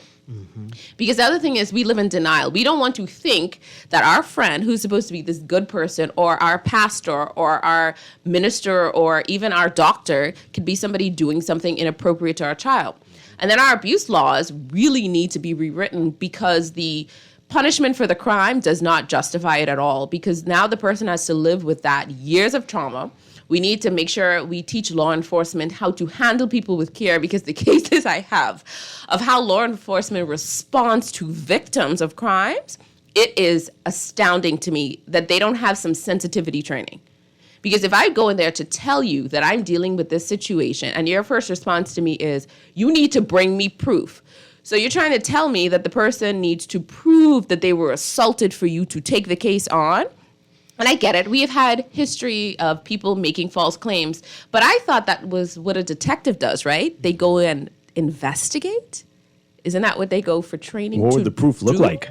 That's what I'm trying to understand. Like I can think of a particular case where they told the person in order to bring about charges, what they would have to do is go and have a conversation with the person and have them admit of the violations that happened to them. And I don't know if they are any aware of sexual trauma, but when you have to sit across from the person who's your perpetrator and to keep reliving the story, that is what we call vicarious trauma, and you're living it over and over again. That is not healthy at all. And it's not like we have free mental health care in this country to equate for the amount of people. And we've heard that they, in the past, used to do that with in sex assault cases. Yeah. You'd have to be not in the past, they still do it now. Well, they say they've changed it. When? Since the law was passed recently. So the police have to respond to you in a different way, and they're supposed to be adjusting all of this now. This happened in the last I thought the commissioner just told them few that they months. have to be different. I think that too, but there was a law passed as well, so it's supposed to be different now. Be different now? Is that because we had, an increase of 11% in rape cases over the course of the last year? Is that now when we realize that there needs to be a change with this? And I really would like to know if they're getting continuous sensitivity training, because when you're dealing with victims of sexual trauma, you can't just have training once and think that, I'm good to deal with these people all the time. Because when I was in training to become a clinician, one of the things they did was they had a panel of people who were sexual offenders. And one of the guys on it, he was an FBI agent at the time who was in the sexual crimes unit. And because he had to watch cases over and over and also look up and investigate child pornography, he became a predator. That became... What? Yeah. That became his attraction. Right. So even that, you have to constantly check in with the people who are investigating these things so that they also don't become perpetrators. Mental health is real. Wow. Wow. All right. So in the articles in the paper today, activists are calling for stiffer penalties, but they're also calling for education. Yes. What should that look like? How do we do this, especially when you say that the people who respond to these matters need education as well? How do we get young people, men and women, boys and girls, to understand what's appropriate, what's not appropriate? What should we do? We should be starting this from the time a child starts to understand their body parts, because kids start to ask and they notice differences, and then you notice you cannot, you may not be able to have your 4-year-old and your 2-year-old in the bathtub together, and then it's like, oh, that's a different body part. That's the time when you start to explain things, and then you start to separate them because they're growing at different developmental levels. And so because their intellect is different, you have to have conversations with them about the body parts and appropriate touch, because there's stories with preschools where kids are touching each other because they're curious, because nobody's having the conversation, or they're doing things inappropriately because maybe they walked in on mom or dad. Or I've had stories where they've seen their uncle or aunt watching pornography and they're getting aroused at very young ages because they don't know what is appropriate. Yes. Wow. And so that starts a lot of early sexual behavior. Then as they age, we should be having basic sex ed knowledge within schools. And I know people will say, well, that's too early to expose them. Do you know what things they're being exposed to on the internet? When's the last time you've pulled your kids' internet history? Oui. Do you know what's in some of those YouTube shows that they watch? Mm-hmm. Are we filtering them? You know, the ratings on those shows are not just there for fun. They're actually rating, telling you what is appropriate or not. Mm-hmm. Most games, video games, the warning, I think, what is it, a MA is mature. Yeah. And I can tell you, I have parents who will buy their kids video games at like 8, 9 years old that are MA, which in case parents don't know. Ma, that's Ma. Mom approved. No. And so those games where you're seeing people like shooting, robbing, killing, even sexual assault in those video games. Prostitutes walking the streets. Thank you. You have to talk to them. So it's never a young age to talk to them. You just have to make it age appropriate in the conversation. It should never stop. Every year, there should be a conversation. I remember in high school growing up, they used to have the guys come in like once a year and talk about like ST, sexually transmitted infections, and then show us the pictures, and you're like, ugh. But I remember those things. Yep. Mm-hmm. Those are helpful conversations. See, I don't remember us having conversations about body parts, which would have probably been very helpful with the stuff that was going on in high school. But I'm just saying, those would be Didn't conversations. they used to show us body parts? They used to show it to us, but not tell us about it. Lord. Wow, so a lot of work needs to be done. Yeah. A lot of work needs We got to to be start. We got to start the campaigning going on about it. We could have we could have ads running on the radio talking about this constantly. Mm-hmm. We could have it on TV. We could have it in schools. Make it a campaign.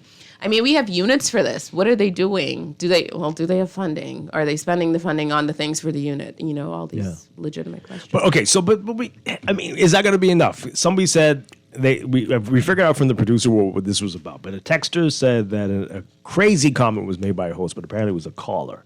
But about what was it about money, not having enough money? You can't be talking about raping people when you don't have money.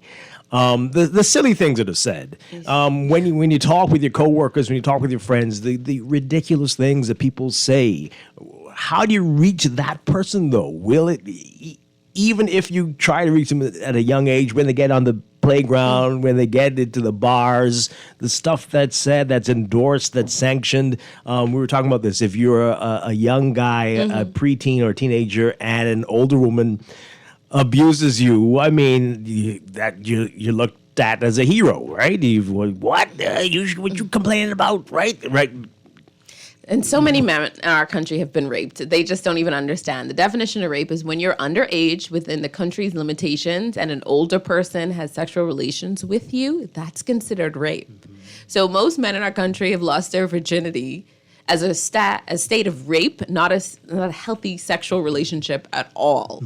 But I think we look at that as giving somebody their flowers because you were able to be in a relationship with somebody older than you, so that must mean that you have some essence of it. But that's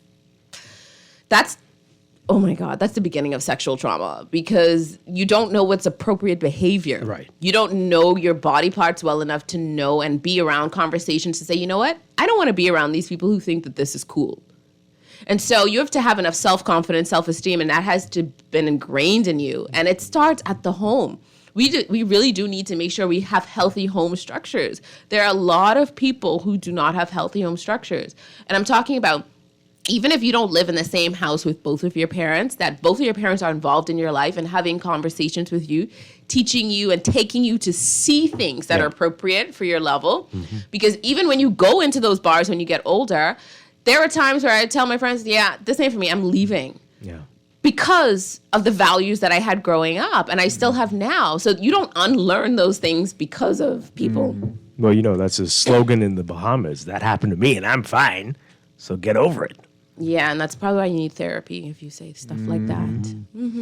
We're talking with Dr. Edrika Richardson. Dr. E, give us a call, 323-6232, 325-4316. 325-4259. Call us toll free, 242-300-5720. We'll get to the book in just a second. Just want to get through these messages, and we got to take a break. This person says here, oh boy, I'm so embarrassed. I remember a coworker who always used to touch me, and he spoke to me, and I'm very touchy about touching. I held it in for months, and one morning I just shouted, "Stop touching me." I feel so bad. I don't think he was trying to be pervy, but that was just him.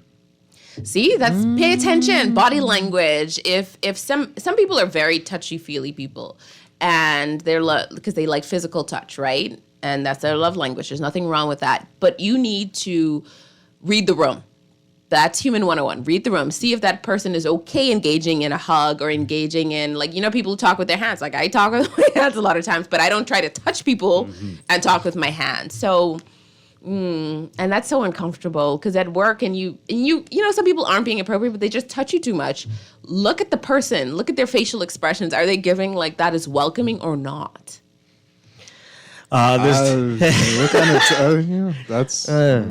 Hey, I mean, just remember COVID.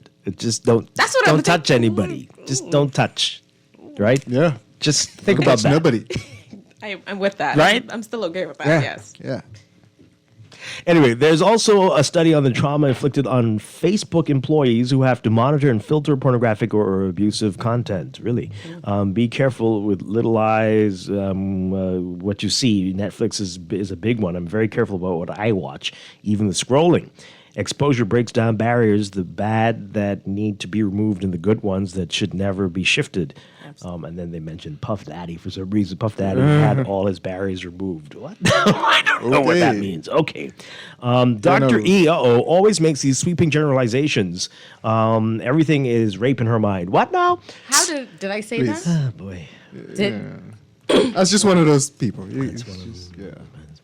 I didn't say everything was rape. We talked about sexual abuse. We talked about mental health. We talked about trauma.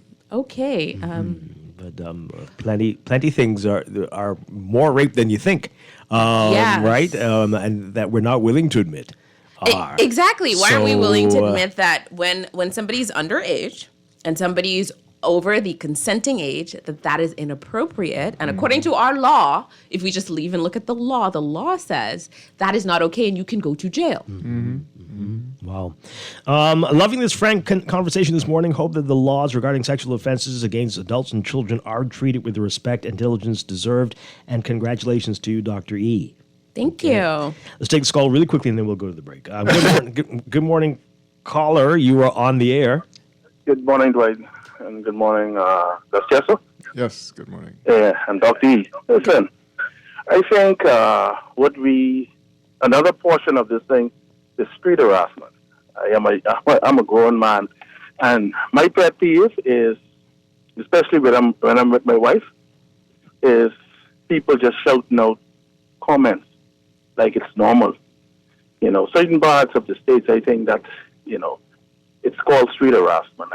People even, you know, hey, you know, that's the way they shout out to women, you know, and if they don't respond in the right way, you know, they're met with verbal abuses on the street, and we think that is okay in this culture also. I'm also a coach, Dwight. So if you're a trained coach for any type of sport now, you're required to take a certification in how you touch, address a female or male athlete.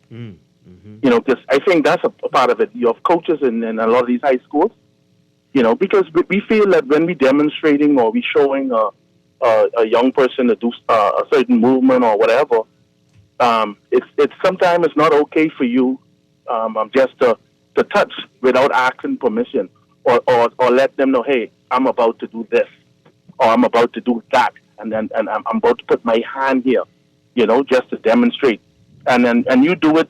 It might be innocent, but that person on the other end might feel some way, or might be a person of sexual abuse, and you don't know. So they allow for you to take these sensitivity courses in order for you to be certified now in way of dealing with female and young female and male athletes, especially from the situation with that gymnast. Yeah, great points there. Absolutely. Right. So we need this every year. You need to be certified, maybe in school. Everybody in grade school. All right, let's take a break. When we come back, we'll get into the book. This isn't working for me. It's fitting. With Dr. E when we come back. This is Morning Blend on Guardian Radio 96.9.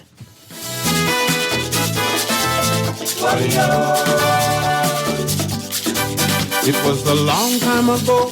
I want you to know Mackey Street was called Seminole. Maybe it's time to explore your options. There's no harm in reviewing your mortgage arrangement and considering a better deal. CIBC Caribbean can help you narrow your search and decide. Switch your mortgage to CIBC Caribbean and enjoy a special interest rate and help towards your switching cost. Visit CIBCFCIB.com/inspired home for more information. Conditions apply.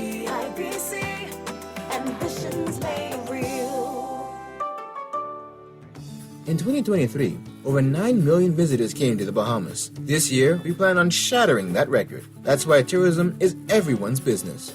Paradise is not only found in Nassau, but throughout our 16-island destination. No matter who you are or what you do, we all have a part to play in our tourism industry. This is our country. These are our islands. This is our home. That's why tourism is everyone's business. You've seen electric cars on the road, but isn't it time you drive one? Easy Car Sales invites you to experience the smooth, powerful ride and immerse yourself in the luxury and latest tech features. Find out why the Bahamas is going electric. Visit easy242.com and book your test drive now. What are you waiting for? Save money, drive smarter. There's an EV waiting for you at Easy Car Sales. RBC. Is a bit for all of you. Life is full of twists, turns, and defining moments that create your own unique story. However your story unfolds, we're here to help guide you through it. From every big decision to every new adventure. RBC. Is a bit for all of you. Visit rbc.com/Caribbean/all-of-you. Sherwin-Williams Bahamas doesn't mess about when it comes to product range and product knowledge. If it's a new product come in the store, we walk the store and study that product. One thing with our boss, if a new product comes in, he takes the time and he's always keeping us up to date with product knowledge. And we just had 9 weeks of different products that we had to study, and we had exams at the end of each product. Yeah. The only way we can sell the product effective, we have to know that product. Yeah, that helps us to relate to our customers. It gives us better knowledge to know what product to introduce to them. You understand? So we can know what product to give them to use and what product not to give them to use. So product knowledge is really key in Sherwin-Williams. They got the keys. And the key is the product knowledge that comes with our extensive product range at Sherwin-Williams Paints, Bahamas. Find color in every day. At Wendy's, we are different. We don't just use beef. It's fresh, never frozen. Our burgers are square because we never cut corners. Served hot off the grill with fresh lettuce, tomatoes, onions, and American cheese. We believe in fast food done right. Always serving fresh, never frozen beef. Order a hot, juicy Dave single, double, or triple. Made with fresh, never frozen beef. Now only at Wendy's. Different inside and out. In 2023, over 9 million visitors came to the Bahamas. This year, we plan on shattering that record. That's why tourism is everyone's business. Paradise is not only found in Nassau, but throughout our 16-island destination. No matter who you are or what you do, we all have a part to play in our tourism industry. This is our country. These are our islands. This is our home. That's why tourism is everyone's business.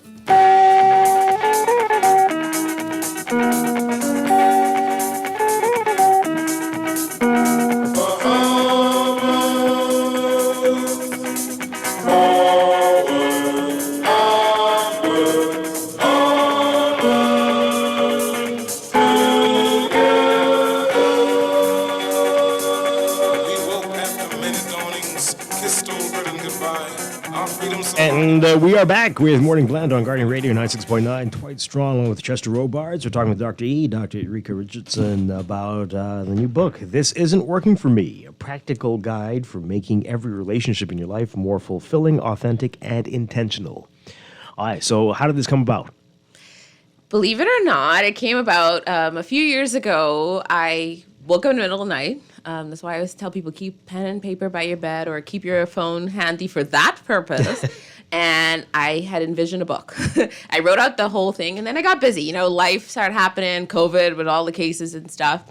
And then my co-author, I had spoken to her because she'd written a few books before, and I said, you need to help me ghostwrite my next book then, because I don't have the time. I have the concepts. I know everything I want to say. I just don't have the time to put it to paper. And so she came back to me and she said, guess what? I'm going to do your book, but I just got an offer by a publisher to propose something. What if we propose something together? We work really well together. And then we could do something else. I was like, okay, sure. We made a proposal. And we put some ideas we both had together. And that's how the book came to be. Mm-hmm. And her name? Is Dr. Eileen Cohen. Mm-hmm. Yeah. Okay. That's great. So when did you finish it? When did this? We finished the book in 24? So we finished the book in 2023. Mm-hmm. And I would advise anybody, we wrote it in like 4 to 5 months. Wow. And it's because we were on a flow. When we pitched it to the publishers, they wanted it right away. Mm-hmm. They're like, can you just give us the first chapter? Because we think this is very good. We just want to hear a little bit more. We wrote that in probably like a month.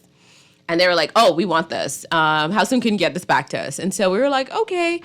Give us a few months. So from development to time, there's a lot of parts when you're actually working with a publisher that people don't tell you about. Right. Rather than self-publishing, you could do it on your own. But with a publisher, there are deadlines that you have to get to. And it was an interesting process. It was fun. And I actually think I'm going to do it again. Oh, wow. Wonderful. Okay, so give us a summary. Tell us about it and what people can expect from the book.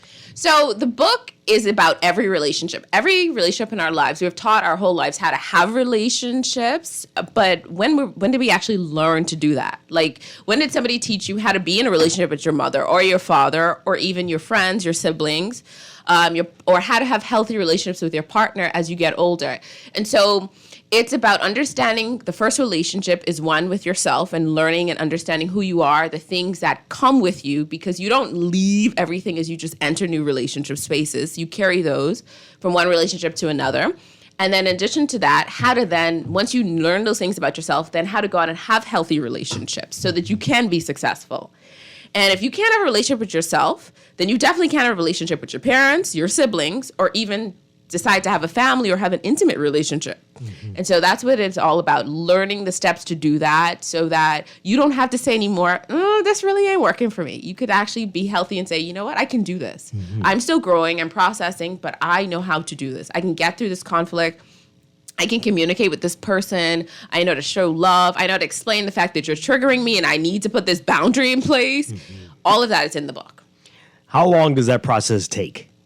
Is it a uniform answer for everybody, or will some people take decades to get to that point? It's not. And how we wrote the book, you can pick up and go to a particular chapter and say, okay, I need to work on this particular thing at this point and come back to it at another point. There are actual activities in the book, so too. you like test to see where you are. You can actually practice out some of these skills. You might read it the whole thing one time and say, you know what, okay, that makes sense, but I need to go back to this particular aspect of it because I'm not doing well with how I communicate, or I'm not doing well with how I show love, or I'm not doing well with how I interact with my siblings. Whatever it is, you can go and pick it up at any time. But I think a person who is growing, you will never say that it's never enough time, right? You're constantly saying, I want to get better. What if you are like certain people I know who think they're pretty okay, but everybody else is the problem? Is that a possibility? And the possibility is then you're the problem. Because like we always like to say, people who come to therapy are not in therapy because of themselves, usually to deal with people around them who need to be in therapy, who have that same statement. I'm good. There's nothing wrong with me, and it's everybody else around me. The common thing is, if it's 3 people say the same thing about you, baby, it's you. But we're talking about this before. These people with their trauma, they are skewed in the way they see the world, right? So you ask those 3 people, they won't know what the heck they're talking about, right? And that's why they need to get help. Because everybody just needs therapy. I think everybody. I'm biased. I think everybody needs therapy at some point in their life. Do you have to go every week all the time? No, but I always say physical checkup, mental health checkup. Once a year minimum, you should go and check up and be like, am I okay? Are these screws getting a little loose? They need to tighten somewhere. Am I having good relationships with my coworkers? Am I communicating well? Why do people always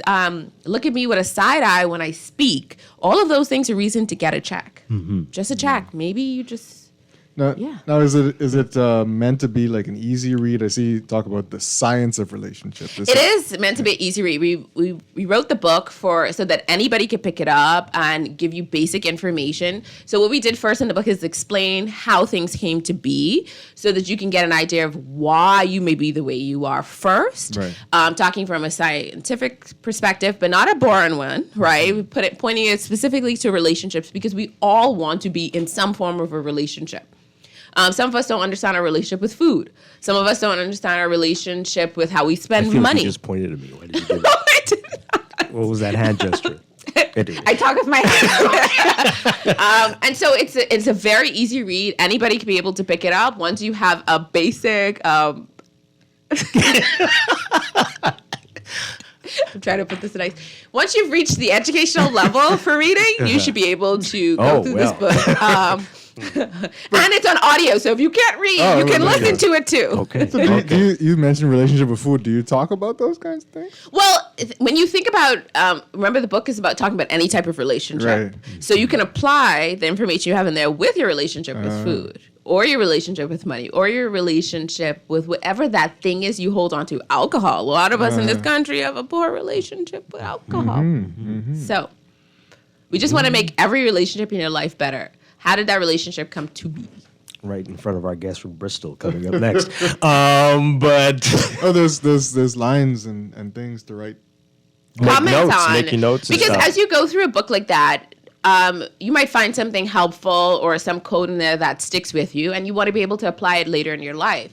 There might be something. There's a chapter in that book talking about how to have health. I'm just thinking about communication because that's usually where most people struggle.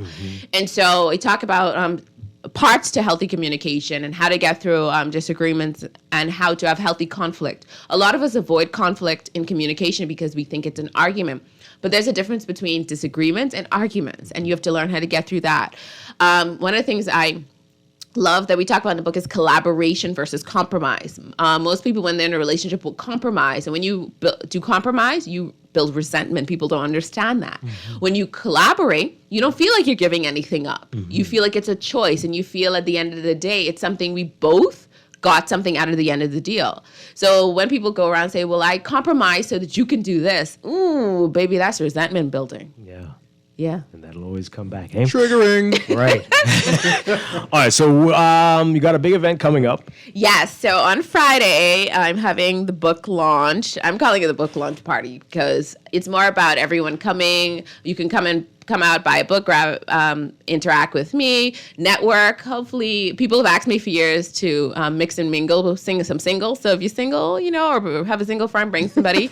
I could be like, okay, these two may go well together because we need to put healthy relationships together. Or you're gonna secretly analyze the couples and see if they like. I can do that right away. I don't need much time with that now. Oh wow! You could, after a while, you get really good at seeing couples or people interact. What are you gonna do? Pull him or her to the side and say, I might judge the person saying, hey, you should go introduce yourself to that person. That might be a good little interaction there. Okay, so. But yes, on Friday is the official book launch party. So come grab a book, interact, and more importantly, just come have some fun. Because at the end of the day, one thing is about relationships, it's about having fun. It's not always the business, I call it, of relationships. It's about having fun, and this was a labor of love. Yeah. So you're inviting everybody within reason. I guess so. We'll see it. Tell Baha put us up at the convention center. At the convention center, Yes. What time? It starts at 6:30. It starts at 6:30 on Friday, and so it's finally here. The book is out. If you've already bought a book and you want me to sign it, because a lot of people are messaging about that, come out. I will sign it. I have a horrible signature, but I will do it. Because it's all about love, and I really appreciate everyone who has supported this journey and who has shared the information, because if you don't think the book is good for you because you know those people who think they're fixed already. Buy it for somebody else. You talk about those people around you. But read it before you give it to them. It would be helpful to read it, listen to it. You know, this book is available on all platforms. Right. All platforms. So if you don't like to read, as you drive, after you listen to Dwight Show in the morning, put it on so you could listen to how you fix your relationships because you have to go to work with the people you don't like. And you need to get better at that. Or buy it for other people you love because we could all do a little better. Some of you don't talk to some people in your lives. And the question is why? Why aren't you doing that? Is it just healthy boundaries or you're dealing with what we call unhealthy cutoff? When you have unhealthy cutoff, that's not good for you. Wow. Will Eileen S. Cohen be there as well? She tried to, and then she pulled her passport, and it was not valid for 6 months post. Yeah. So, yes, but she is trying to video in on that day. Oh, so, okay. Yes. Okay, great. So where can you buy it if you want it? Other than coming out on Friday. Amazon, Walmart, Barnes & Noble, Audible, Kindle, any place. The publisher has put it anywhere you can think of where a book is sold. Okay. So there is no excuse. And locally too, or you get? That's a story. No, well, the thing with local bookstores is that you have to bring in the books and then give it to them for them to sell it. And it's a little different because I didn't self-publish. I have a publishing company, so I'm not responsible for distribution, if that makes sense. Okay, yeah. So it's a little different. So, no problem. Was it something, is it Bridge City Books? Bridge City Books, is right. It something that they were looking for, like this kind of particular thing? So Bridge City Books, who approached us was Pessy, which is a huge publishing. They have publishing, courses, all kind of stuff. And Bridge City is one of their new imprints, especially for self-help books. Right, okay. And so we're the second on their self-help imprint. Excellent. So, yeah. Wow. Cool. So you said you think you're going to do it again. I'm definitely going to do it again. So this book is, if you think about it as an individual journey, the next book I'm hoping to write will be a couple's journey. Because we got to get every relationship right, not just an individual one. We got to get the other ones going too. And you have some stories. So that one will stories to tell. More focused on that particular thing. Yeah, I think that one's going to be more focused on that. This one is just more general to any relationship. That one's going to be more focused. And I the stories I can tell from couples now. Yeah, that's I'm gonna use the names will be changed, but the stories names will be changed, but the stories will be absolutely real. Hot seller, I can imagine. Woo. Oh boy, wow! All right, Dr. E, we're very excited for you. Thank you so much. Yeah. We're so proud of you. It's a great looking book. I love the cover, and I can't wait to read it. And maybe I'll work on myself. And your relationship with Chester, like the caller said. Apparently, all my relationships I need. It's got to be in here somewhere. Good Lord, a whole chapter on just you two? Working on conflict with Dwight. Well, thank you for having me, and I look forward to seeing you on Friday. Yeah. You should stick around. It's World Malbec Day. It's a little early. I can have some of that. It's a little early. I'm in celebration mode. Yeah. Hey. It should be. A big accomplishment. Thank you. Yeah. Congratulations again. All right, we're going to break for news and then be back with business. Stay with us. This is Morning Blend on Guardian Radio 96.9. I love you. I love you. Baby, I love you. Never before have I felt this way. So much of myself to give, I say. Please open the door into your heart. I promise my love will forever last. If it were but a dream, I couldn't feel so much. I'm wide awake, my love, and I'm longing for your touch. Yes, I am, 'cause I love you. I love you. Ooh, baby, I love you. This is Guardian Radio 96.9 FM, Nassau, Bahamas.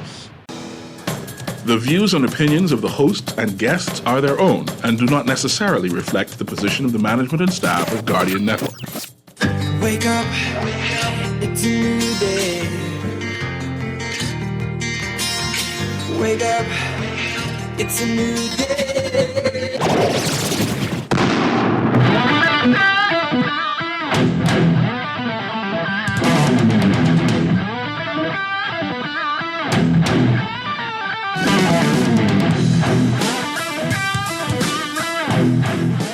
Good morning and welcome to Morning Blend Business on this Wednesday, April 17th, 2024. Welcome back to our Morning Blend listeners. Once again, Dwight, Strachan with Chester Robards. Coming up in just a couple of minutes, it's our monthly segment with Bristol Wines and Spirits. And it's going to be special today. It's World Malbec Day, so we're looking forward to that. But right now, let's begin with your morning business report brought to you by CFAL.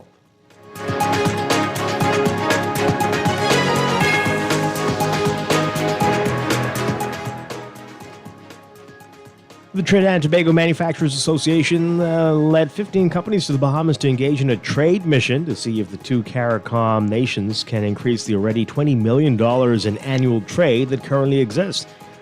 Senator Barry Griffin telling Guardian Business yesterday that the trade mission and others that have already happened are that there are more of them to come and are the direct result of the government's commitment to increasing trade between Caribbean countries. Griffin is the deputy chair of the Bahamas Trade Commission. You can read more about this in today's Guardian Business section.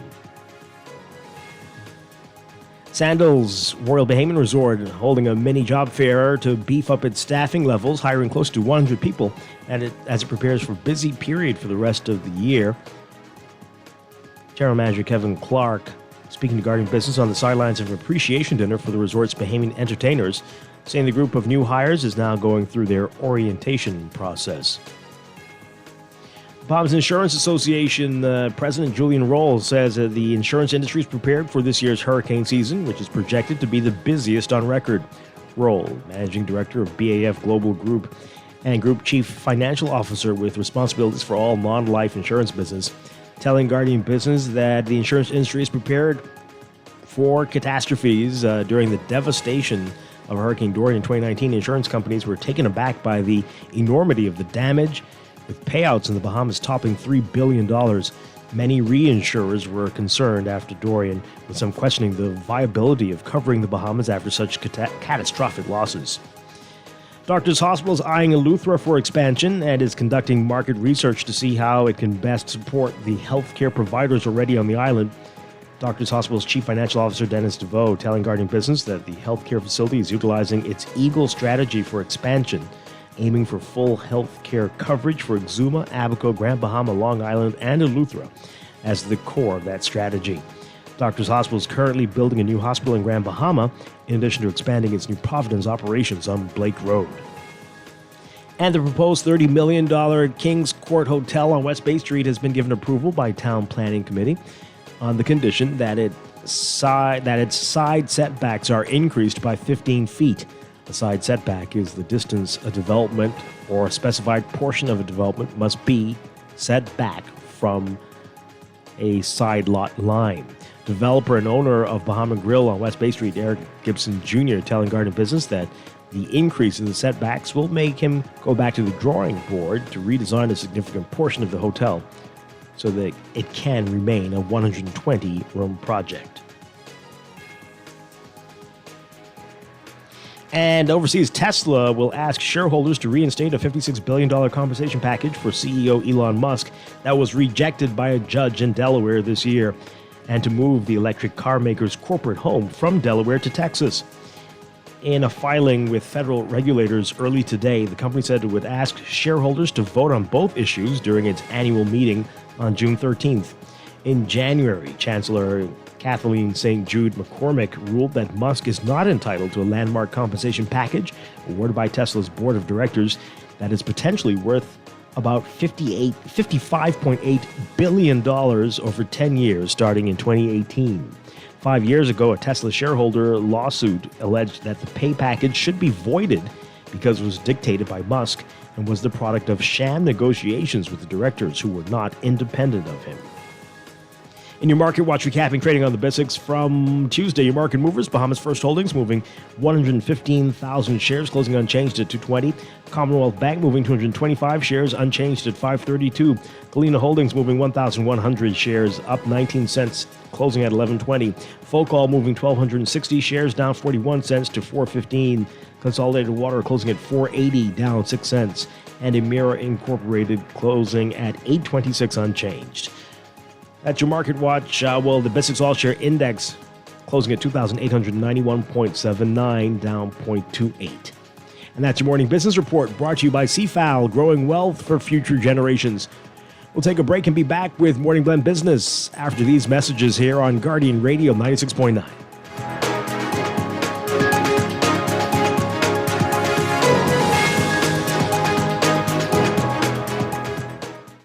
You've heard of electric cars. Now it's time you drive one. Easy Car Sales welcomes you to experience the power and prestige of the latest electric vehicles. Plug in at home for a 65% discount off your gas bill and never get stuck at the pump again. Build your dreams of a better future with a better car. The BYD EV. Visit easy242.com to book your free test drive today. Save your money while driving in style. Only at Easy Car Sales. The signs are clear. It's time to pay less for your current mortgage by switching to Scotiabank. Enjoy lower interest rates and no payments up to 2 months when you switch to Scotiabank today. Plus, we'll even pay your switch costs. It's that easy. Ready to switch to Scotiabank? Call us today at 242-356-1697 or visit bs.scotiabank.com to switch your mortgage to become mortgage-free faster.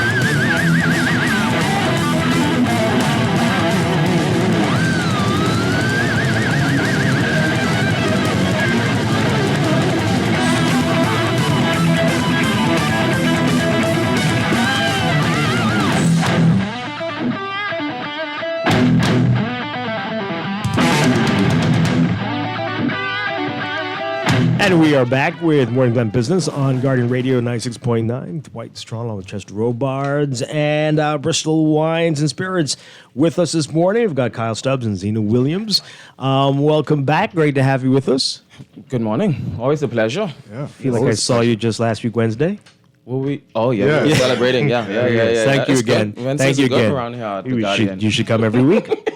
Thank you for helping us celebrate 12 years. I really appreciate it. It was our pleasure. I think last week was awesome. It was. Thank you. Got to meet and see some of the faces that call and text in. They were happy to see you too. Yeah, for the most part. Yeah, especially when they were leaving. They were even happier. As we had a great celebration. But that was good. You know, like I mentioned last week, we just really, find the work that Guardian Radio do extremely important, and we really relish in the opportunity we have to have sober conversations. Just like I told Dr. Eve walking in just now, she said something. Sober conversations. Yeah. And she said something in the earlier segment that stuck with me, and it's about healthy relationships in general. Mm-hmm. And then when she said about us, not really having healthy relationships with alcohol, it's like, what we do on Wine Wednesdays is extremely important. Yeah, absolutely. Because it is possible. Yeah. It is indeed. Yeah, definitely. All right, so I don't know how you did it, but you managed to get the world to agree to have this Wednesday be World Malbec Day. What are the odds of that? You're a very influential man, sir. I wish I could take that. It just lined up perfectly. And Zena, who just popped downstairs to grab a corkscrew so we could open these bottles, has her calendar laid out for the rest of the year. Wow. And so whenever there's a what are we going to discuss on the radio question, she usually has the answer for it. Besides March and April when there wasn't any wine days. Mm-hmm. And so we decided we'll do the not so known wine varieties or whatever. So she came in on Monday and was like, Malbec Day is on Wednesday. I think it's your day on the radio, so figure it out with Malbec. Okay. Perfect. So here we are. Yeah. All right, so let people know what Malbec is all about. So Malbec is a fun grape. I love Malbecs because, you can find it in all price ranges. It's, in some senses, it could be a very serious wine. In a lot of cases, it's just a really enjoyable, fun, everyday kind of wine.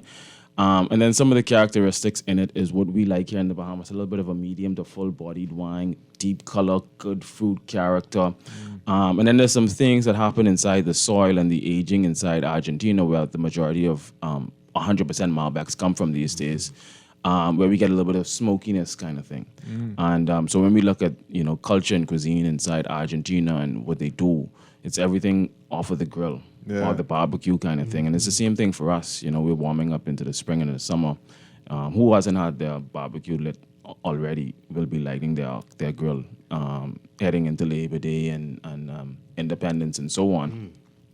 But the characteristics of the smokiness coming off of the grill with the characteristics of Malbecs usually pair extremely well.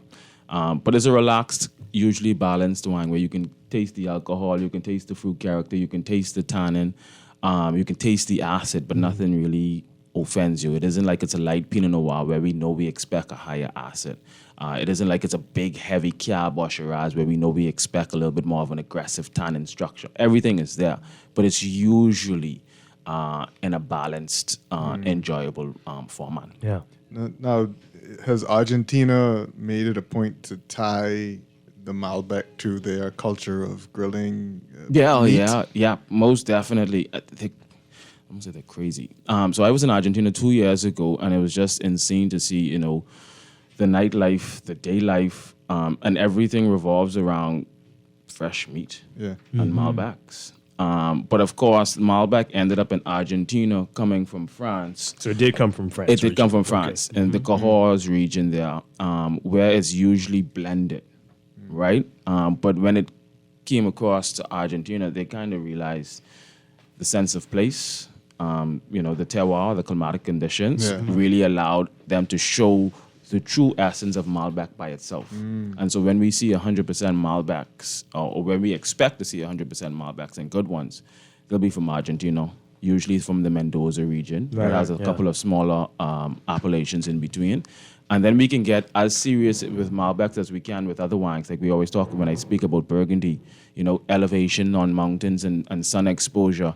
Argentina is now at that point when we look at Malbecs. Would the ones from France be very notably different from the ones from Argentina? Yeah, because they're blended with a lot of other grape varieties, whereas Argentina just wants to give us the true expression of this one grape variety kind of thing. Are there some 100% that come from France? Yeah, you can get some 100%, but I haven't tasted 100% Malbec, and that's because traditionally it is used in a blend. Right. But it probably would be relationship-based small producer that you can go and find somebody who's doing 100% of a Malbec. Now, can you guess what the taste would be like if you know the region of France where it's grown and consumed? Yeah, How different not it might necessarily be from Argentina? guess the taste profile, but you'll be able to tell the difference between a new world interpretation of a wine and an old world interpretation. Well, you say Argentina is a smoky kind of taste in the wine. You wouldn't get that. Not necessarily. So a couple of things, that smokiness could come from barrel aging, but we know for a fact some of it comes from soil content and what's being absorbed kind of thing. Yeah. But of course, we're not in Argentina when we're in the Cahors region of France. So there's going to be some difference. How noticeable? It'll have to be in the glass kind of thing. Right. But the soil composition is going to be different. The weather exposure, the sun exposure is going to be different. So there's going to be different profiles that you'll be able to pick up. But as a general school of thought, you usually can tell the difference between a new world wine and an old world wine on alcohol content, on fruit character, and then just the purity of the wine on the palate. Yeah. Wow.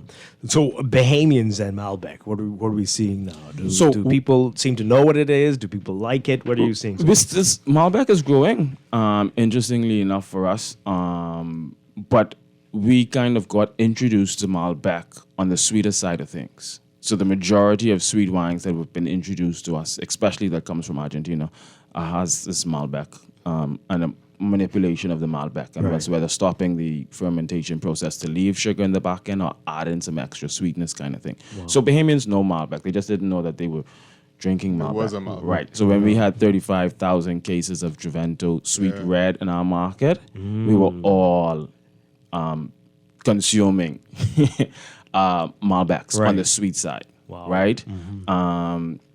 And so, but because it's a soft, rounder wine, but it still hits what the Bahamian wants, a little bit of fruit character, a little bit of the impression of sugar, and a little bit of an alcohol bite, we can see people seamlessly transition into the drier Malbecs and enjoy them.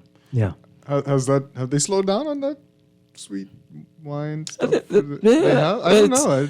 I feel like it was a thing at some point, and then I think it's difficult to tell because there's so much sweet wines in the market now, right? So we could see our sweet wines going down, but it could be because some other folks are bringing in some other sweet wines kind of thing.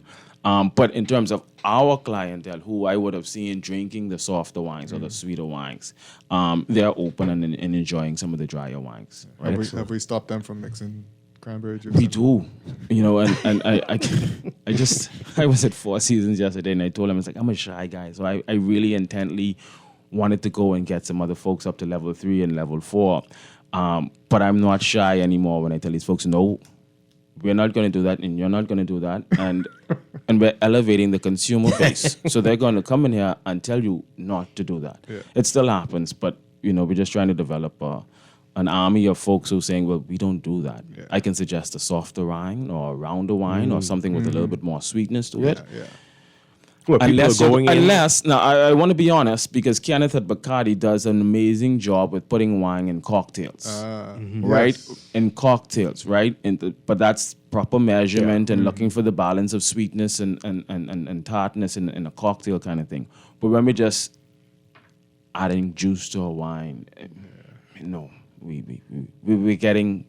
doing better with not accommodating that. Good.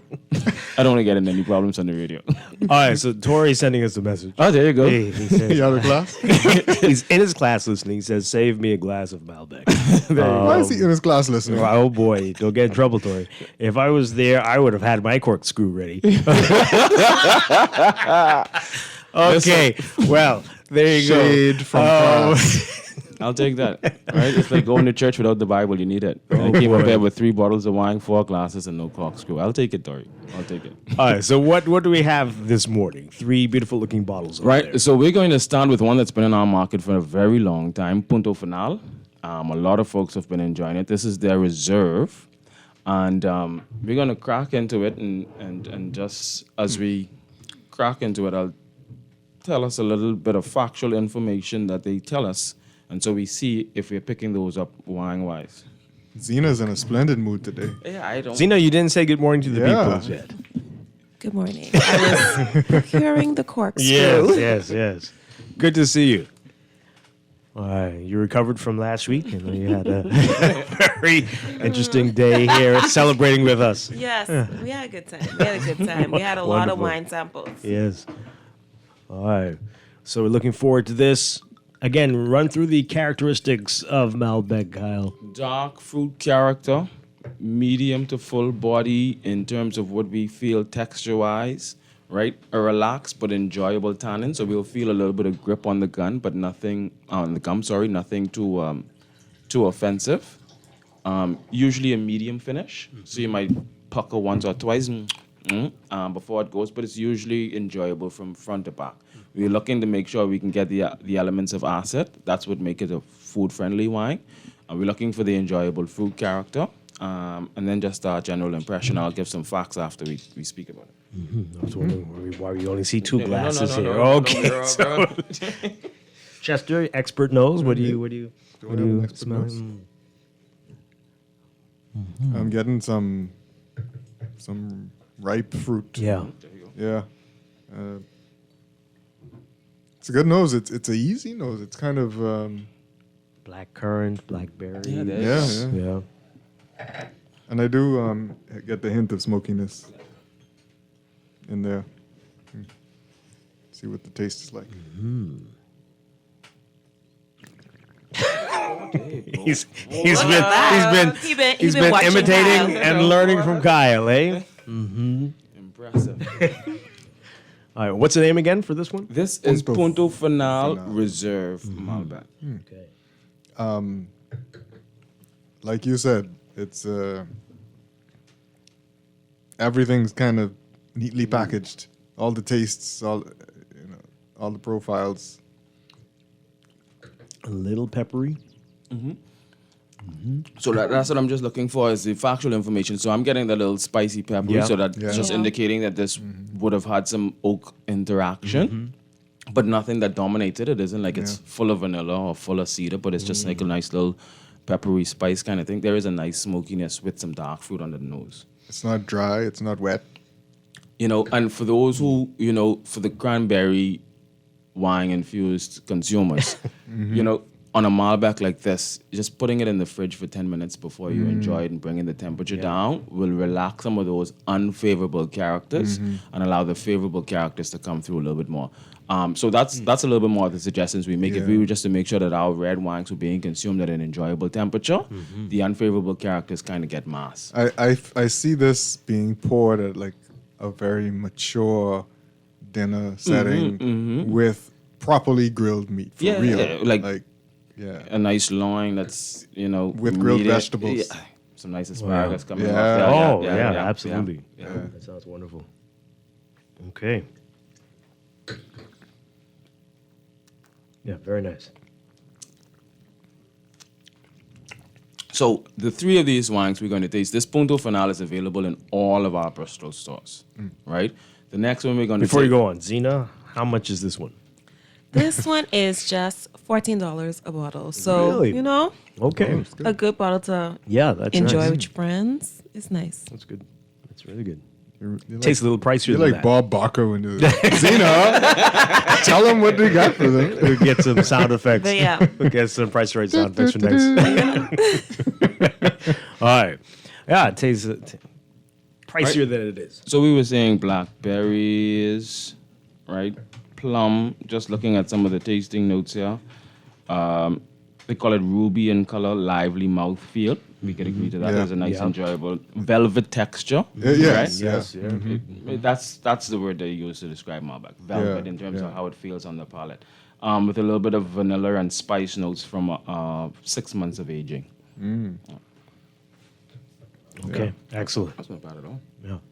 Yeah, not bad. All right, so what is the second one there?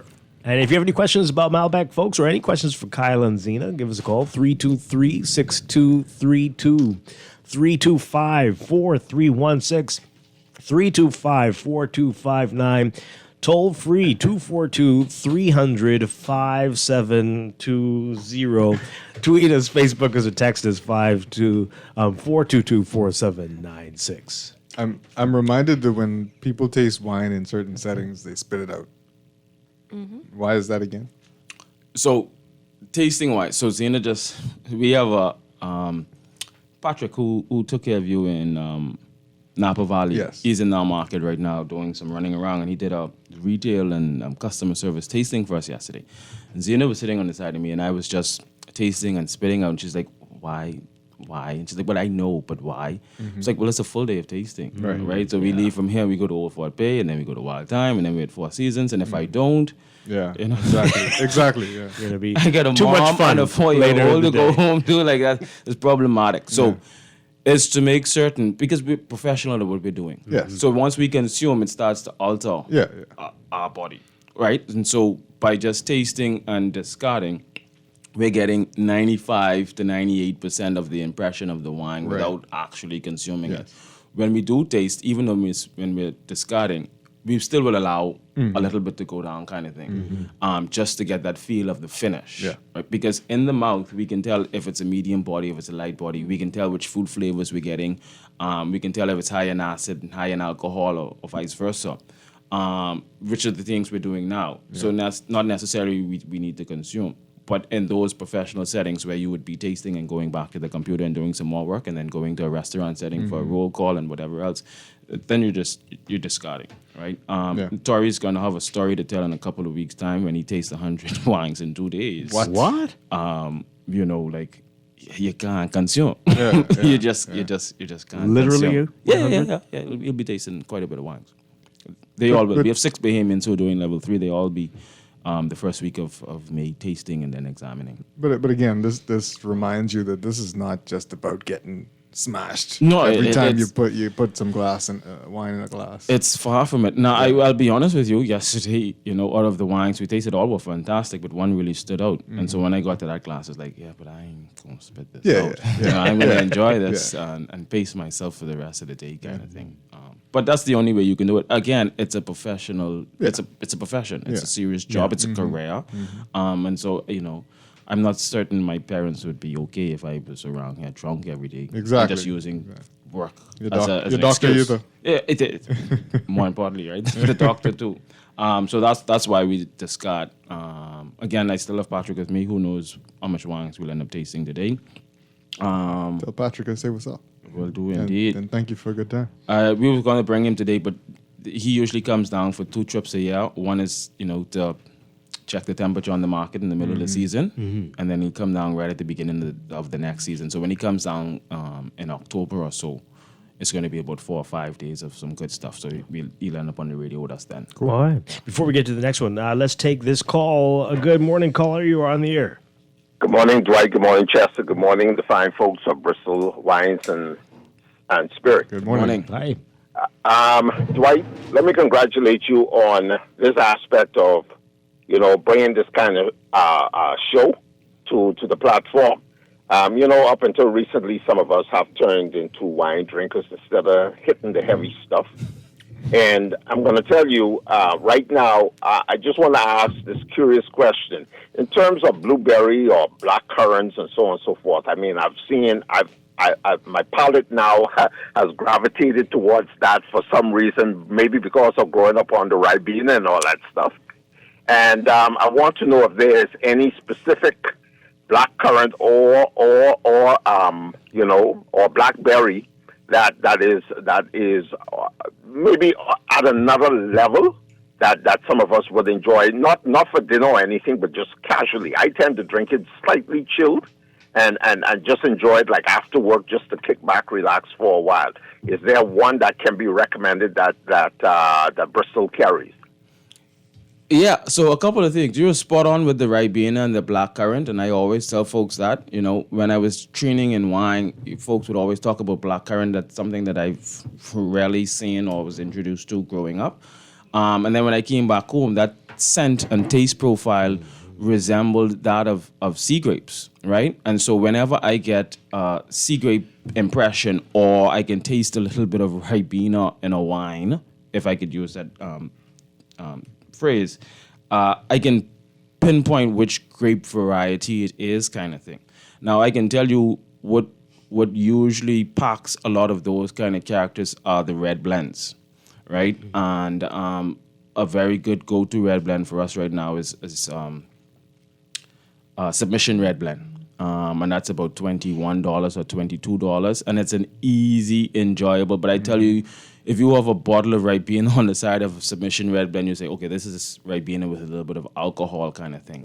Wow. And it's not a heavy-bodied wine. It's enjoyable. It doesn't break the bank. It's an everyday, every week, every month kind of wine. Submission Red Blend probably would be my recommendation on that. Submission is good. Yeah, Submission is good. Yeah. It belongs to the 689 family. Yeah. And it is one of the wines that we were sampling at the block party. There you go. There you go. All right. Keep us on points. One more call. Good morning, caller. You're on the air. Hi, good morning, Dwight. Hi. To the Bahamas and to your guests, good morning. Good morning. Good morning. I wanted to ask a question about the wine that you sell that's called Six Grapes. Mm-hmm. It tastes like a wine with a cognac mixed to it. Does that red wine, have something mixed with it, or is it just straight red wine? You're a gentleman and a scholar, sir. So that's a port wine. And what gets us to a port wine is by elevating the alcohol content, which is usually by adding a grape-based spirit to the wine, and usually a brandy of sorts. So you are spot on with what you're getting from the Six Grapes port. And so all of the wines we're tasting will tap out at about 15.5% in alcohol. But when we add that grape-based spirit and we stop the fermentation process, we leave that extra sweetness or residual sugar in the back end, and we elevate the alcohol content to about 18.5, 19% alcohol. So, I talk about people enjoying a lot more red wines and rounder wines. Folks are drinking 6 grapes like it's water, which is good. I like it. Wow. Okay. Lots of gentlemanly scholars drink. I tell you. Yeah. Well, port is amazing. All right, let's take a break. When we come back, we'll get to this second bottle, and we've got some more questions on our text line. This is Morning Blend celebrating World Malbec Day today. Morning Blend Business will be right back. Makes me forget that I still need The excitement, the fierce competition, the entertainment. On May 4th and 5th, our Bahamian athletes will compete with hundreds of the best from around the world to secure their spot in the Paris Olympics. Gardner takes the title. Come witness history as our athletes chase the sun from paradise to Paris at the 2024 World Athletic Relays. May 4th and 5th at the Thomas A. Robinson National Stadium. Get your tickets now at worldrelaysbahamas24.org or at the Andre Rogers Baseball Stadium box office. All those loans I had were so overwhelming. Fidelity's debt consolidation loan combined all my loan payments into one easy payment with a built-in savings plan that pays me unbeatable interest. It's time to make that move to Fidelity. Call 356-7764. Fidelity, we're good for you. This is Guardian Radio, your station for up-to-the-minute news, intelligent, interactive, and engaging conversation. 96.9 FM.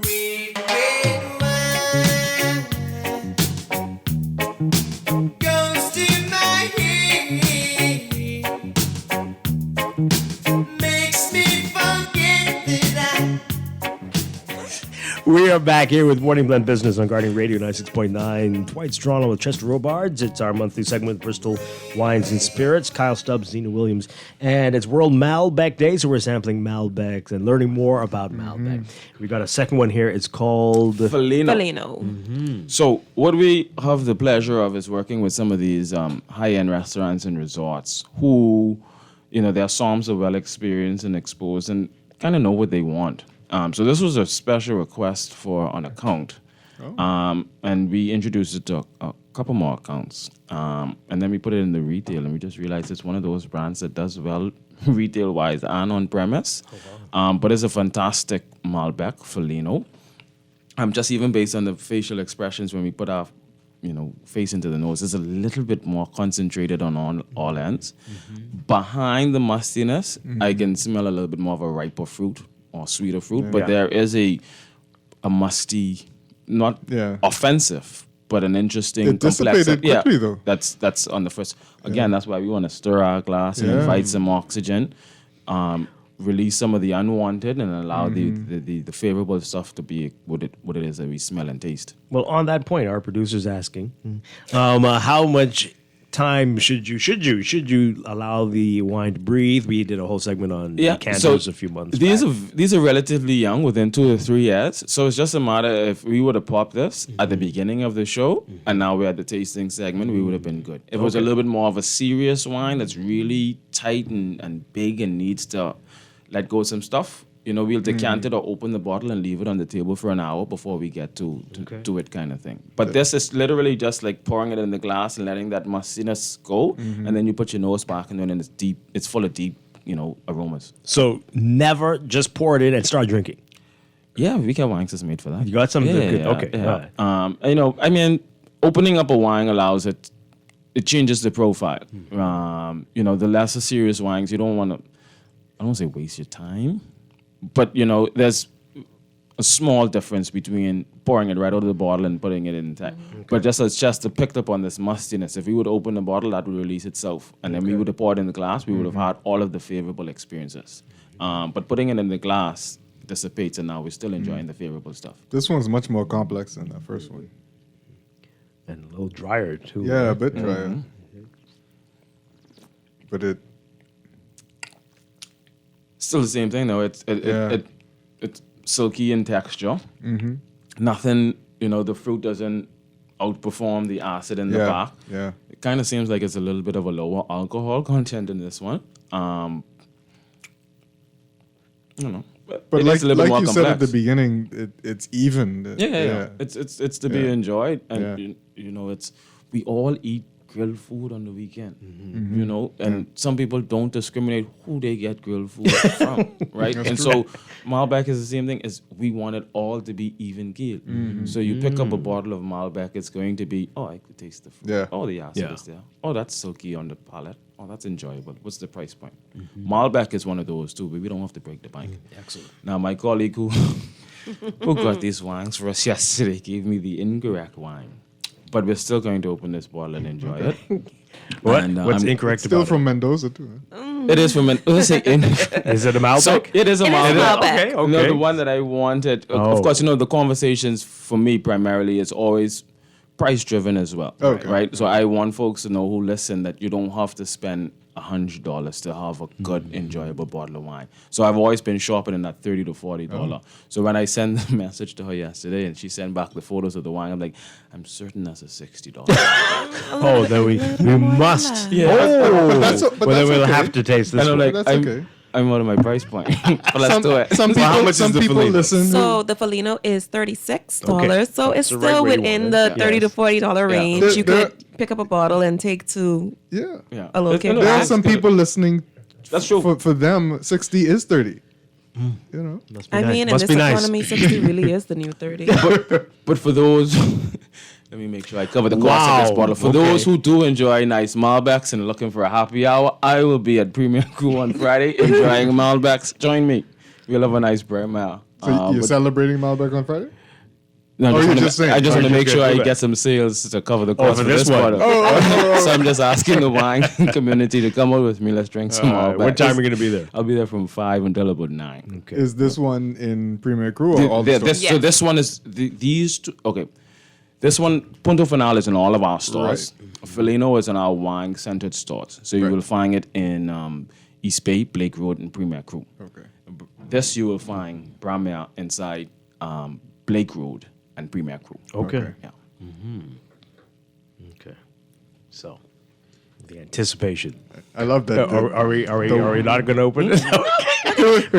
It's already here, so we are going to enjoy the bottle. Because we want to see if there is a big difference between 14 and 60. So the first something. one was 14. The second one was 36. And Yep. Chester already said it was a little more complex. You could taste more of the notes. This final bottle retails for $73. Wow. Oh, My not goodness. 60. No. What's it It's called? a little bit more. It's Bramer. great. Yeah. Bramer. Somebody Sounds please very- call Bristol's and let them know that I do a fantastic job on the radio. I want to go to the office and still have my job.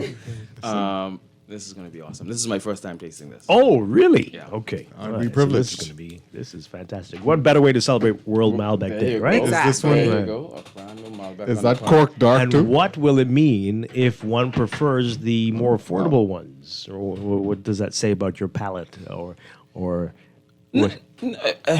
It's the flexibility of your pocket, not necessarily the palate. But we have a lot of folks, including myself, enjoy the more complex, structured, serious wines.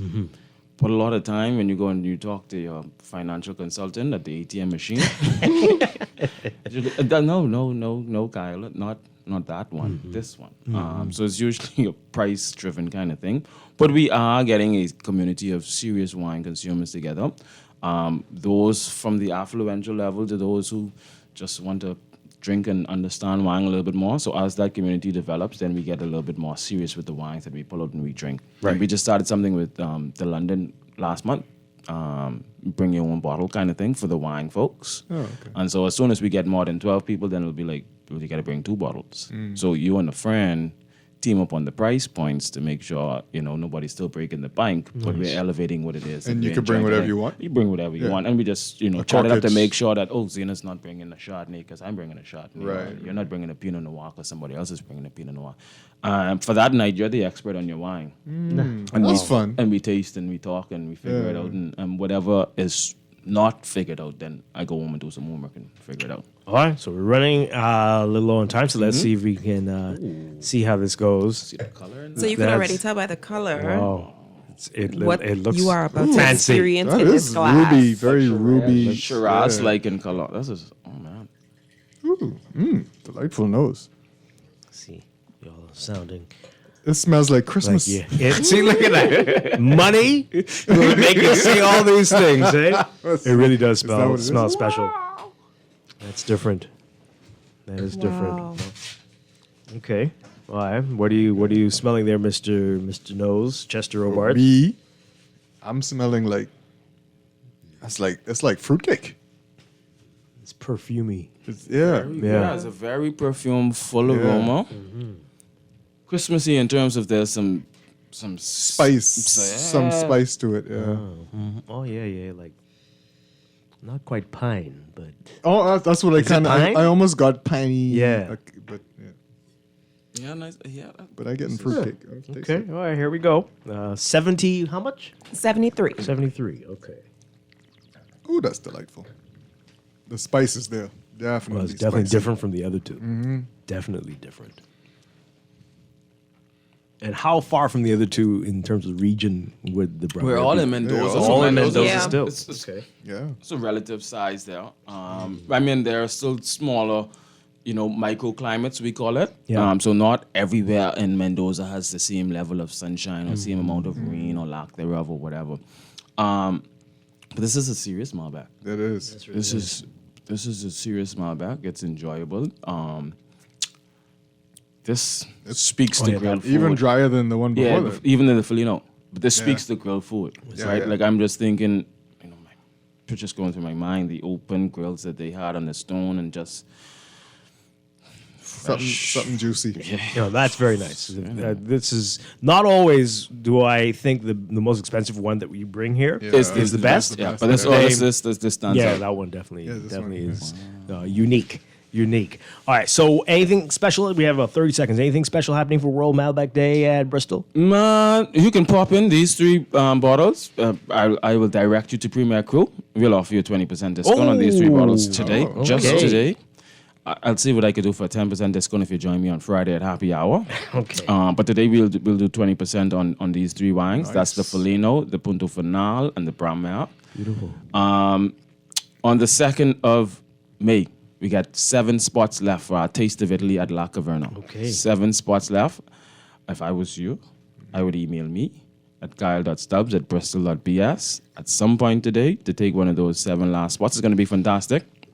Tori and I wanted to be guests that night, but we'll actually be serving food and wine. So it's going to be good. Yeah. Okay. All of that, of course, is a part of the training and the education and the experience that Tori would need as he goes through level 3 and level 4. It isn't just theory, but it's the practical stuff in the restaurant setting. May 7th. May 2nd. Second.